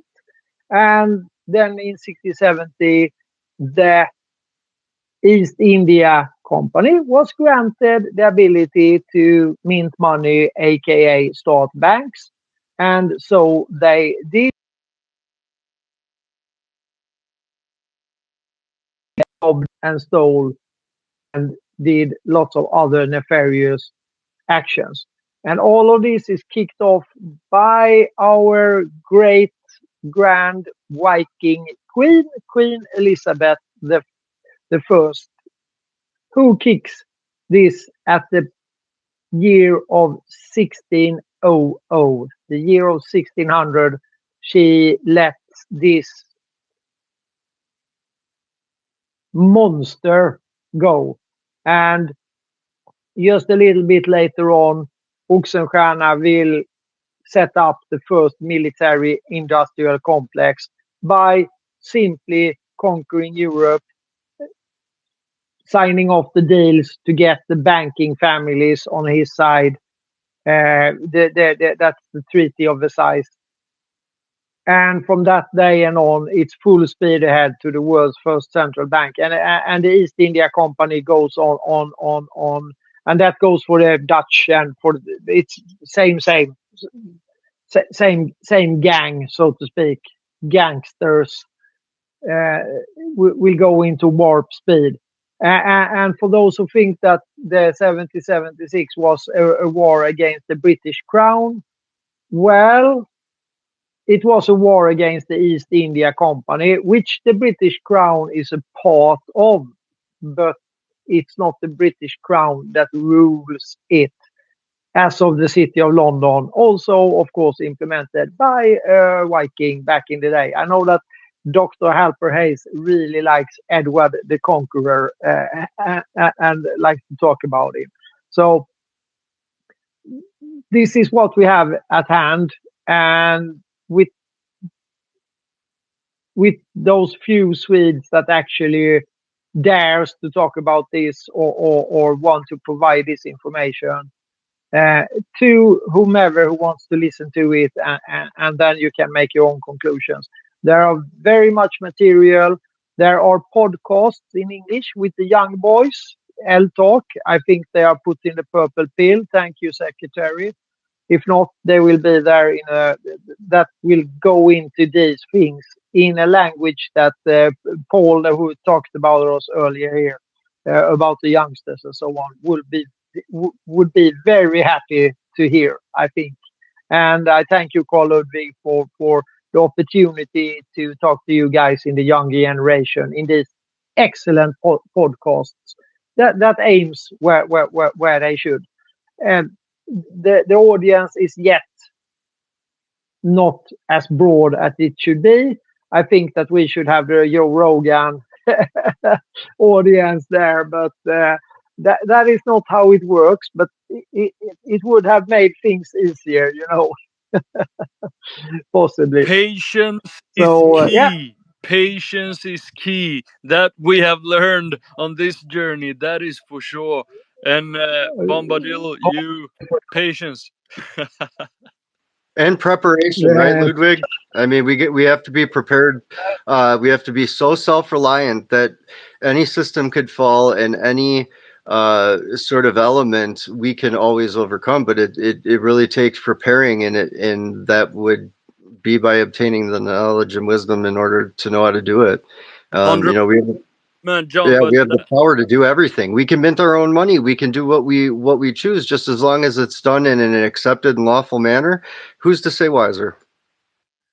Yeah, man, Master John, I would say that it has a lot to do on the soul level of things, because when we go through this cognitive dissonance that most go through on this journey, how grateful that it have had the time that it have had. Why a big possibility that the military with Trump have made it that way for the benefit of the people, because when things hit too quick, too hard, that is very, very difficult often for the mind. So very grateful that we have had this time to build up the souls so that we can be strong enough for other people, not to lose the grip of the ground or lose your roots, but to keep grounded and calm and be able to put words on the thoughts in the best way possible. And yeah, man, that's the way. Not to be cocky with it, but simply be able to talk about it with love. So yeah. Humble. We need to be humble, because it's a long journey, but now things are speeding up so much that it's even hard to keep up with them. But the more mentally prepared we are for whatever is coming. Well, look at the BRICS countries, look at the timing of this and so on. We will see Turkey, as I said, Tisha, And we talked a long time before about this with Iran and the possible nuclear threat and so on. We know what Trump said about it, and we talked today about the well, we know. I will say what he said. The people have to understand the true meaning of the nuclear weapon. So this area, I think he stated it like 2 or 3 times actually. So that is an important angle. The other important angle was to reinvent the surprise element of the military doctrine. So now we are back to the Rantzau raid again, where we started out today. So now we are coming full circle around. So I think that, well, looking at the desperation in trying to reinvent the monkeypox, this is like the 3rd or 4th attempt, reinventing the sailboat blowing up the Nord Stream fantasy story, which is so far from reality that you have to be somewhat a little bit in cognitive dissonance to believe it. And they're trying to reinvent that one again and again. And when the level, because the level of the mainstream media people, the activists, they are not journalists. So far from it that it's unbelievable. Where they are at this level, then you know that we are the news now. People will gather around if this platform hopefully will stay intact. Will gather around and we will see the so-called normies coming in and listening into different spaces, and maybe they will find, if they are interested in history and so on, maybe they will find us. There are so many dishes on this plate. Some of them good, some of them bad, depending on the person that is listening and watching. So I'm not saying that we are good, but at least we keep a civil discussion and not screaming at each other and so on, which many spaces are just, I don't know, I would call them rude and pointless as well. To Just say a the waste of least, time. Mott. Rude. Yeah, Some of them won't even give you a yeah, mic to yeah, talk, you know? yeah. I'm trying to be humble here. So it's getting very late. I hope that I know that Helper Hayes is also in a time zone, but she's a little bit of a night owl. So I guess she's still around. And since Skaldom has come up now, maybe we have a mic. And Carl Ludwig, thank you for coming in and you know, bringing your wisdoms, because being so young and have achieved so much wisdom, it is makes you a rare person or individual, and I really appreciate that. And having both young people and us oldies, really old as we are, uh, makes a good match, because you need both of them to see things clearly and to catch your audience. So Skaldum, Down Under is here now. Marvelous. G'day. I just, if you're going to close the space up later soon, so I just to give everyone a bit of a feel-good story. There's a senator in Australia, Senator Malcolm Roberts, who, in one of his lives, actually broached the subject about Sweden and the investor companies, you know, the Vanguards, the BlackRocks, and everything. He actually broached it, and I was shocked. I was like, oh, here we go. So yeah, he's one of the first Australian senators I've actually heard talk about it aloud. Also, their party is also trying to enshrine, or they're going to take it to the polls to enshrine freedom of speech in our constitution, which we don't have at the moment. So that's a huge thing as well. So freedom like the the Bill of Rights. So hopefully, I mean, just talking about it's a good thing, and getting it out there and into people's minds that hey, we're adults and we should be allowed to speak freely in our minds, and it's not up to the person who's talking. It's the person who actually hears what people say. They have the control of themselves to get hurt feelings or be they're the ones who have to take on board and have the responsibility not to be offended when someone else talks. So I think governments around the world, especially the Western governments, are slowly taking that away from us, in a sense, where they are the arbiters of our feelings. And if people say something online, they don't look at England, for example, or Britain, for example, locking up people for saying stuff online, which is terrible. But it's up to the adult, the human adult, to keep their emotions in check and keep freedom of speech alive. And I may not agree with what you say, but I'll fight tooth and nail for you to be able to say it. Sort of stuff. We really need to stand on that for sure. So thanks, guys. I'm just gonna I'm at work, so I'll listen for the rest of the space. Cheers, guys. Well said, Skull. Well said. Brian's here, Mom. Well said, Scott. Brian, hi. Yeah, hi, Brian. I'm just gonna spin off on Skoldom. So back here in Mordor, they are going the other way around and making denying the Holocaust will actually put you in jail, which I think is really funny, because then you have to admit IG Farben, American IG, Swedish IG, because they were running those camps. So that is another take on that. If you sort of look it up a little bit, and there are official documents and so on. So it's not a made up thing. It's proven beyond any kind of doubts how it is in the corporatism war lords, so to speak, what they were doing.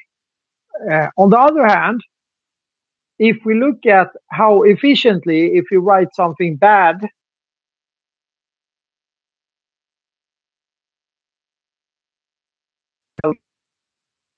quickly.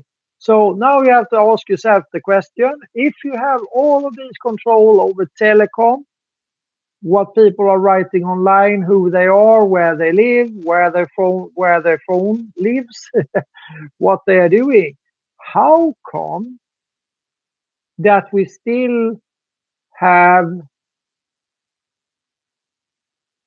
child trafficking and other nefarious activities? Because those ones are also very much conducted on the interwebs. So how could it be that you can find one but not the other? That is a logical, sensible question to ask anybody. Absolutely. Good point, Mott. We discussed that a couple of times, but I'm just putting it there. It's like the loose hanging. Where did the Soviet Union get their nuclear weapons from? And if we look at the history, well, we might have a usual suspect, at least. Not to talk about Israel, but that is a little bit more complicated. But there are for sure Nordic countries involved there before Israel even was acknowledged. They had the heavy water sent there. So you wouldn't believe those stories, although it's like crazy shit. 2 o'clock, Tish. even if I find this space really, really amusing, I'm gonna hang in here, and we will have to hear from Brian here. Brian, very welcome, and help raise if you feel like it. Jump in at any time. I Brian, have to real welcome. quick. I have to head out too, guys. So I just wanted to thank everybody for the incredible space today. But I really look forward to next week and going over the topics then. But thank you so much, Matt, for all the stuff you brought today. But yeah, we'll see you guys next week. Thank you, John. Thank you always. And John, movie tip for a terrible movie, but not terrible. It's a tragic and the Kursk, since we were the submarine. That is, it's a heartbreaker. What is it called, Mark? That's recommended. What is it called? The Curse? The Kursk, you will find it. I don't think the movie is actually called that. It's called something else. But the movie about the Kursk, it's a submarine with a very, very tragical. They made a movie on it.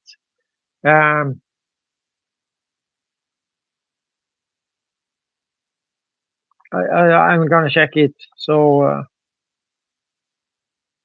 yeah, I'll look into it too. Thanks for the tip. 2018. It's called actually the Kursk or the Kursk submarine.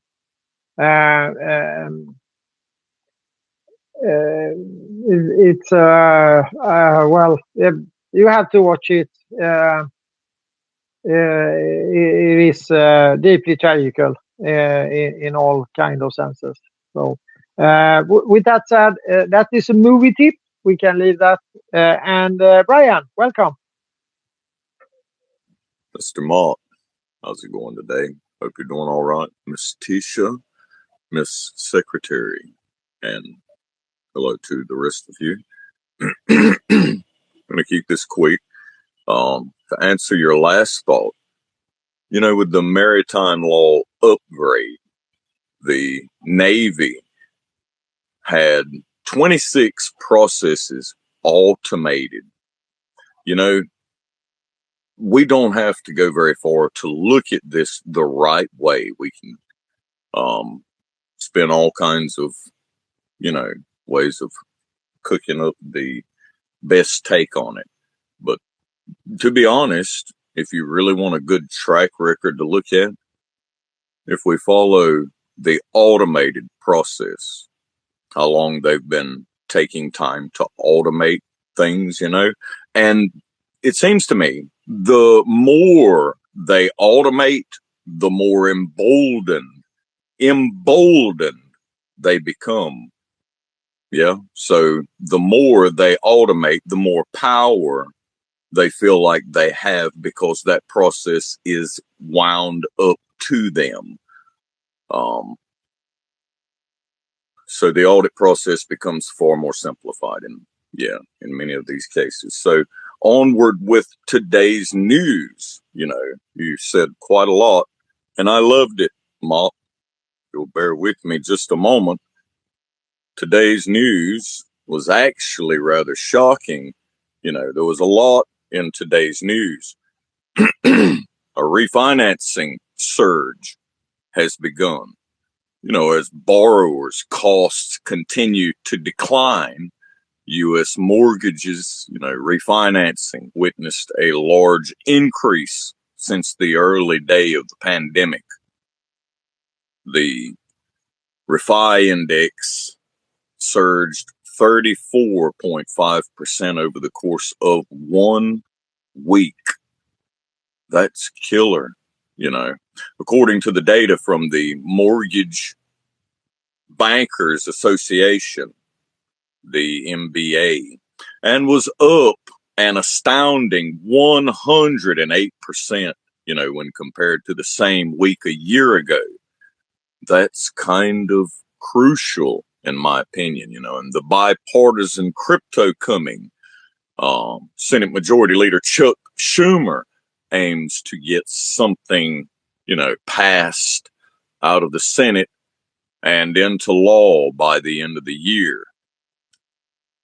He made that note during a virtual Crypto for Harris town hall that was had. Crypto is here to stay no matter what.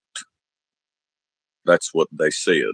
So Congress must get it right.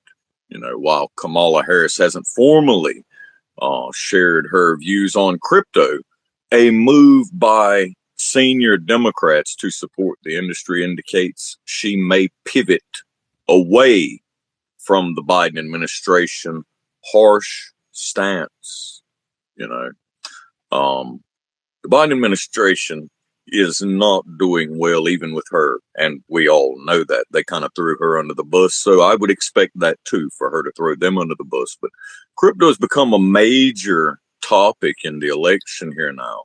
You know, Republican nominee Donald Trump calling for the U.S. to be the Bitcoin superpower of the world. Well, we all know that the CIA owned Bitcoin. So that didn't surprise me none to hear that from him. But you know what? What did shock me? And I'm going to stop here. My apologies. I'm not trying to be long-winded, Mr. Mott or Tisha. But you ever get the feeling, you know, that 5-star review is not all that real? I do. I get that a lot, you know. Sounds automated, auto-generated, too similar, you know, in my opinion.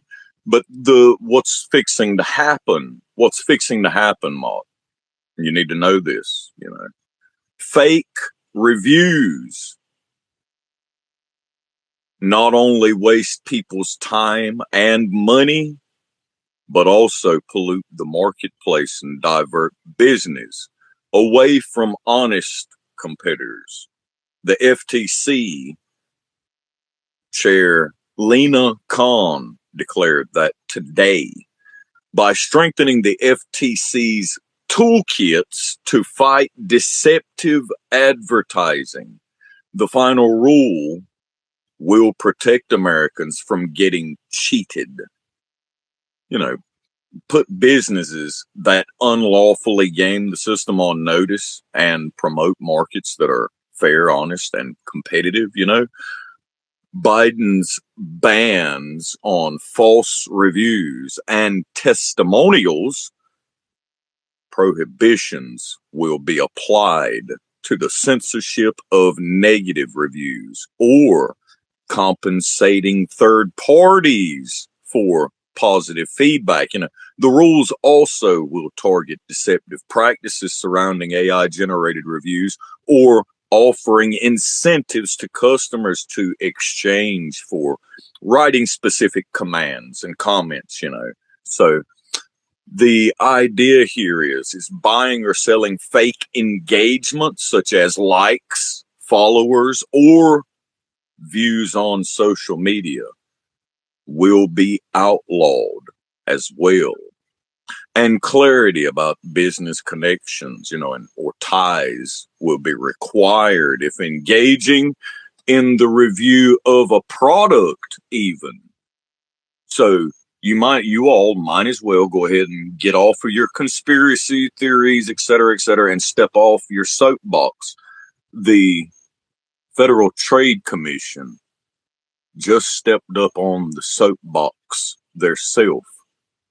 Businesses will have to be more careful about how they manage reviews and may need to implement, you know, stricter guidelines or disclosures, you know, since we're disclosing and exploiting the company trade secrets. You know, the thing to take away here about false advertising, it's already illegal. You know, but the new rules would allow the FTC to seek up to $51,744 per violation. And I hope we know what a violation is. You know, I just read through a couple of them. So, one violation is worth almost $52,000. So, I'm pretty sure that there are thousands of people, thousands upon thousands upon thousands that have a sort of attitude problem, maybe, that might suddenly come into the grips of the Federal Trade Commission. So I think that's going to be problematic moving forward, and might need to start looking at those new rules a little bit, because I don't think it's going to affect those people, Miss Tisha, Miss Secretary. I don't think it will affect those people in government or the higher ups of businesses. That's going to affect the new companies trying to get in big time, and the kind of shady companies, not necessarily shady, but the companies that were just barely making it, struggling to do, honestly doing good, but struggling to make it. Yeah, they consider them shady and not dealing well. So we shall see how this goes forward, right? But I don't think it's going to be good. But that's just my half of a cent. It's not even a whole penny. It's a half of a cent of my thought. Thank you so much for the mic a moment. Sorry that was long-winded, but that's what I do.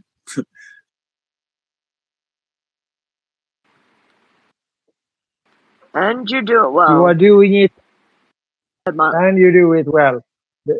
Yeah. Thank you very much. But we are getting to there. I need to get a couple of hours of sleep. So I am willing to hang on for another 7 minutes. So then we are on the dial of 4 hours, and I know that Tisha is like 24 hours or 48 hours or whatever, but I'm not. So hopefully we can round it up by seeing if we have any good news popping up in our flows. Thank you very much, Brian. I know where you are going with that a little bit. It's a good thing that somebody keeps an eye on the corporations and on the, what do we call it, the legislative, well, I cannot talk anymore. The authorities and the so-called authorities and their legal stuff. Have you heard anything more about the Chevron case, Brian? I have actually. Or did that? Yeah, Well, give us a quick one. so you know that they're moving, right? Chevron out of California. You know that much, right? Yeah. So they're moving into Texas. Right. So essentially, the Chevron doctrine that everybody thinks just kind of went up into the air. No, it didn't. It didn't. That's not what happened to it at all. Actually, in a different fashion. See, the same way that John F. Kennedy said that he was going to scatter the CIA into the wind into 1,000 pieces. That's exactly what they just done with the Chevron doctrine. That's right. So from now on, every company will be outfitted with either a CFO, a automated CFO, the financial officer, the chief financial officer of corporations, are being replaced as we speak. If they're not being replaced with AI, they're being replaced with a person that's already on board with it. So that kind of goes hand in hand with that in the process. And if they're going to bring on another exchange, they're wanting to open up another exchange. So will that help the current exchanges that are out there? There's a few, but I think that we're not. I don't want to say things like we're not going to make it to an election because of these matters. I don't. We still got to make it past 9/11. But with the Chevron moving into Texas the way that it is, I can only see the policies, that they established in California that made Elon Musk leave. They just brought that to Texas, what he hated. He left, and he come out of Delaware, and he's come out of California now, and now they're following him to wherever he's going. Which that's exactly what I would do. He's the man that stuck the yellow pages in the phone book. So yeah, they're following his advertising models, not their own. Him and Miss Yacar, he made Miss Yacarino. So the Chevron doctrine is, it's been done just like they said this, the CIA. It's been scattered. As a matter of fact, that's going to touch every company now. Why do they need it anymore? They've pushed the policies and legislations into a place and a manner in which they don't need it. So there's that.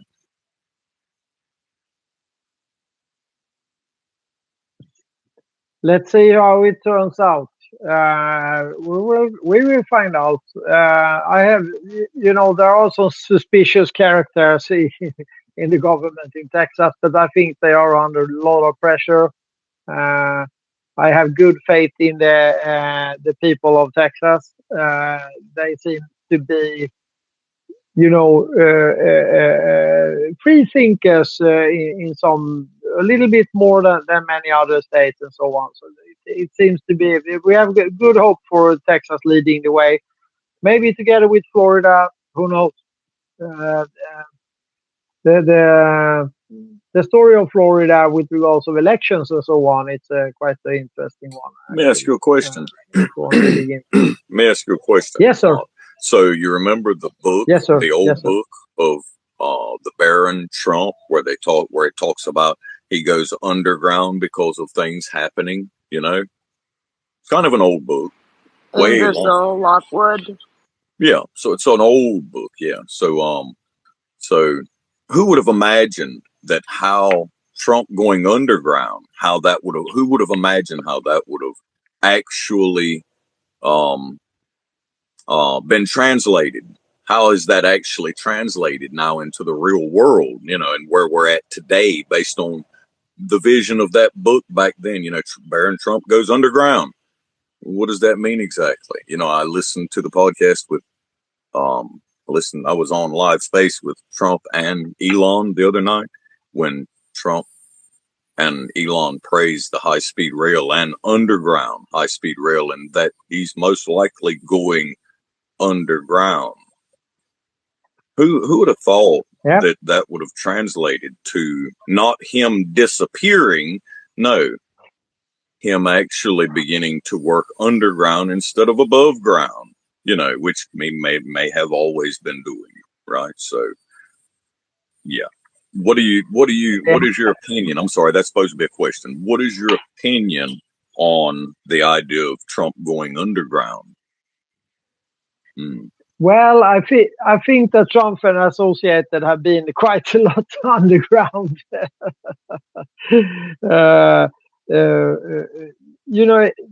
I mean, we don't know what happens behind the scenes, but we can see the consequences of it.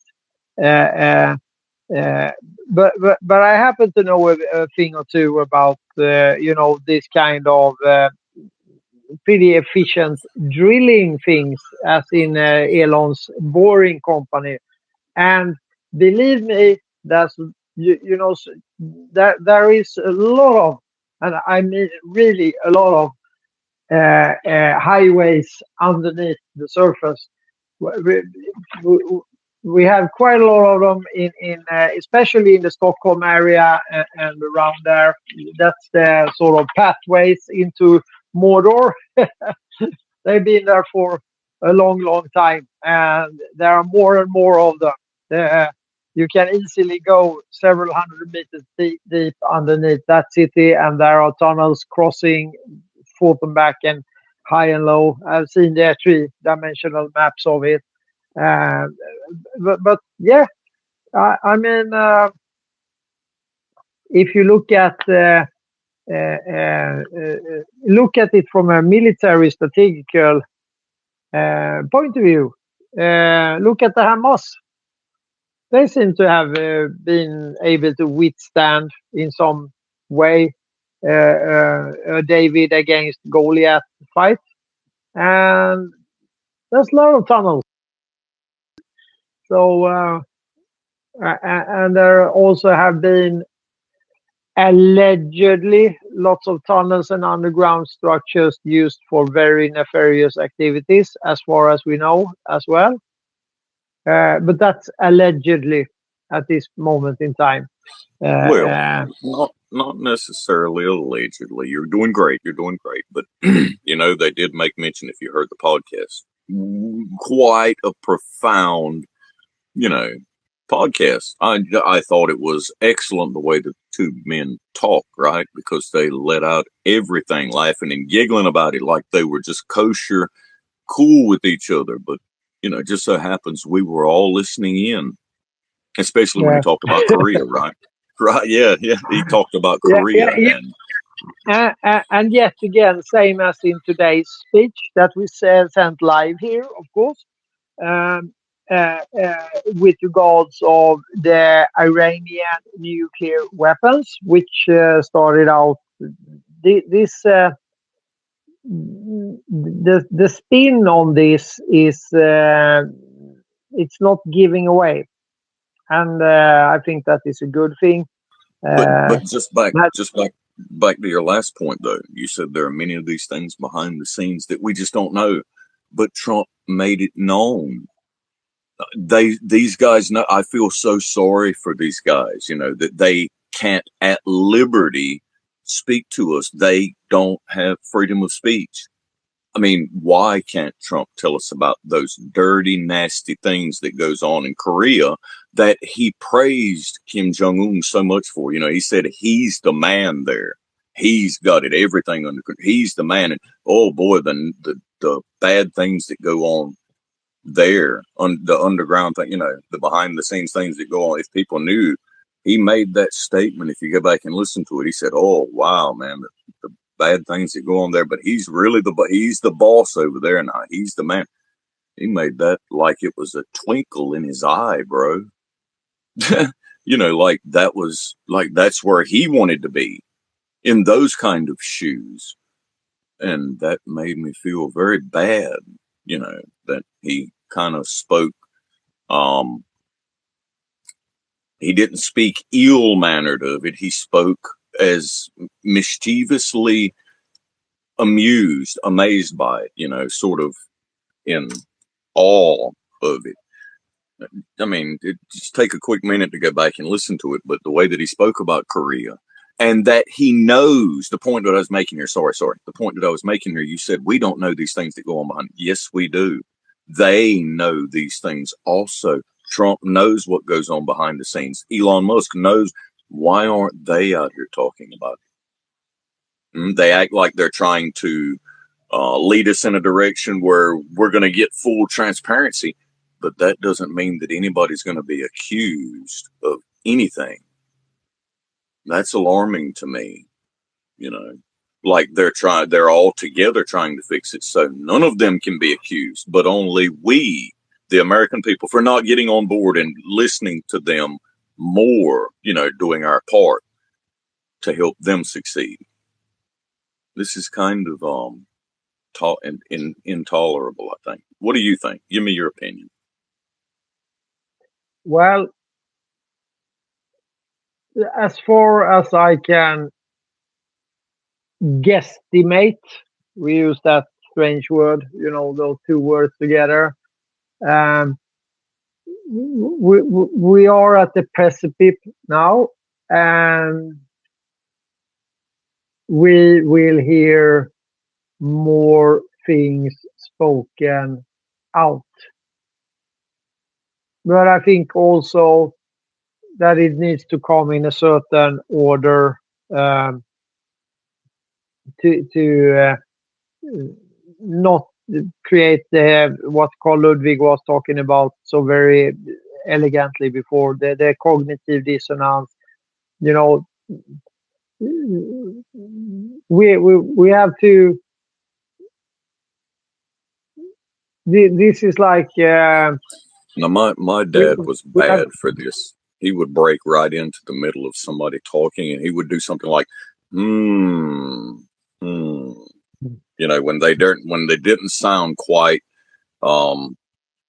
authentic, I guess. You know, my father was. I learned it from my father. I was quick to go when I hear someone talking about something. Hmm. What Yeah, are you going? that's what my father would do. Yeah. I'm just trying to be, you know, strangely enough, that there is kind of a, 3, 4 different speeds that this is moving in, with regards of where you are. So it's a full spectrum informational warfare. You can see that because they are sort of aiming at all kinds of people that have all kinds of values or you know so the situation is very complex, but for me, I think that it's just for the little spearhead of people that have you know really dug into to these matters. I think many have a pretty clear picture of what has been happening and what is not good if it turns out that it will be happening again, maybe under different logotypes and partly different setup.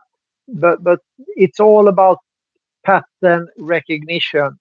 So if we learn enough of pattern recognition, we will easily spot when we see the nefarious activities. We will have all the knowledge built into us, and we can provide that to the future generations. That is about as far as we, with the limited resources and so on, and the limited reach we have, the shadow banning and all of this. So that is what we can do, and it will bite over time. It will be successful, but you always wish that there will come a savior, but that is not the way it works. It works with enough knowledge. This previous era of oligarchy will end, because it is like I will quote Ford again. If people understand how the monetary slash financial system works for real, if they really understand, we will have a revolution in the morning. And it doesn't have to be more complicated than that. But on the other hand, it is such a strong belief system. It's the monetary system is probably the one ring to rule them all. You look at Gollum. Look at Gollum. That is how strong it sits. That's sort of the man in the mirror, so to speak. So that's about it. That is the man in the mirror. Tish? Yes, I know it's very late in Mordor, and thank you, Dr. Jan, for staying up with us as well. Yeah. We reconvene every Thursday for our historical spaces. Please follow each other. And if you have any questions, feel free to DM us anything that you don't understand or want brought up maybe in the future. And we look forward to seeing you there. Because knowledge is power, guys. You know the history. You know where things are going to go. thank you again, everyone, for coming. Mr. Mott, Dr. Jan, Secretary Peter, John, who's gone, Scoldum. Thank you guys. Thanks for all contributing. We love you guys, and we shall see you next Thursday. God bless you. God bless. Take care, everybody. Thank you, Tish. Thank you, Secretary. Thank you, Peter. Thank you, everybody. The Helper Hay, Skaldum, everybody who's been talking and listening in. Take care, everybody. See you Thursday. Have a great evening. Take care, everyone. God, Thank you. God bless, Dr. Jan. Thank you. 再见。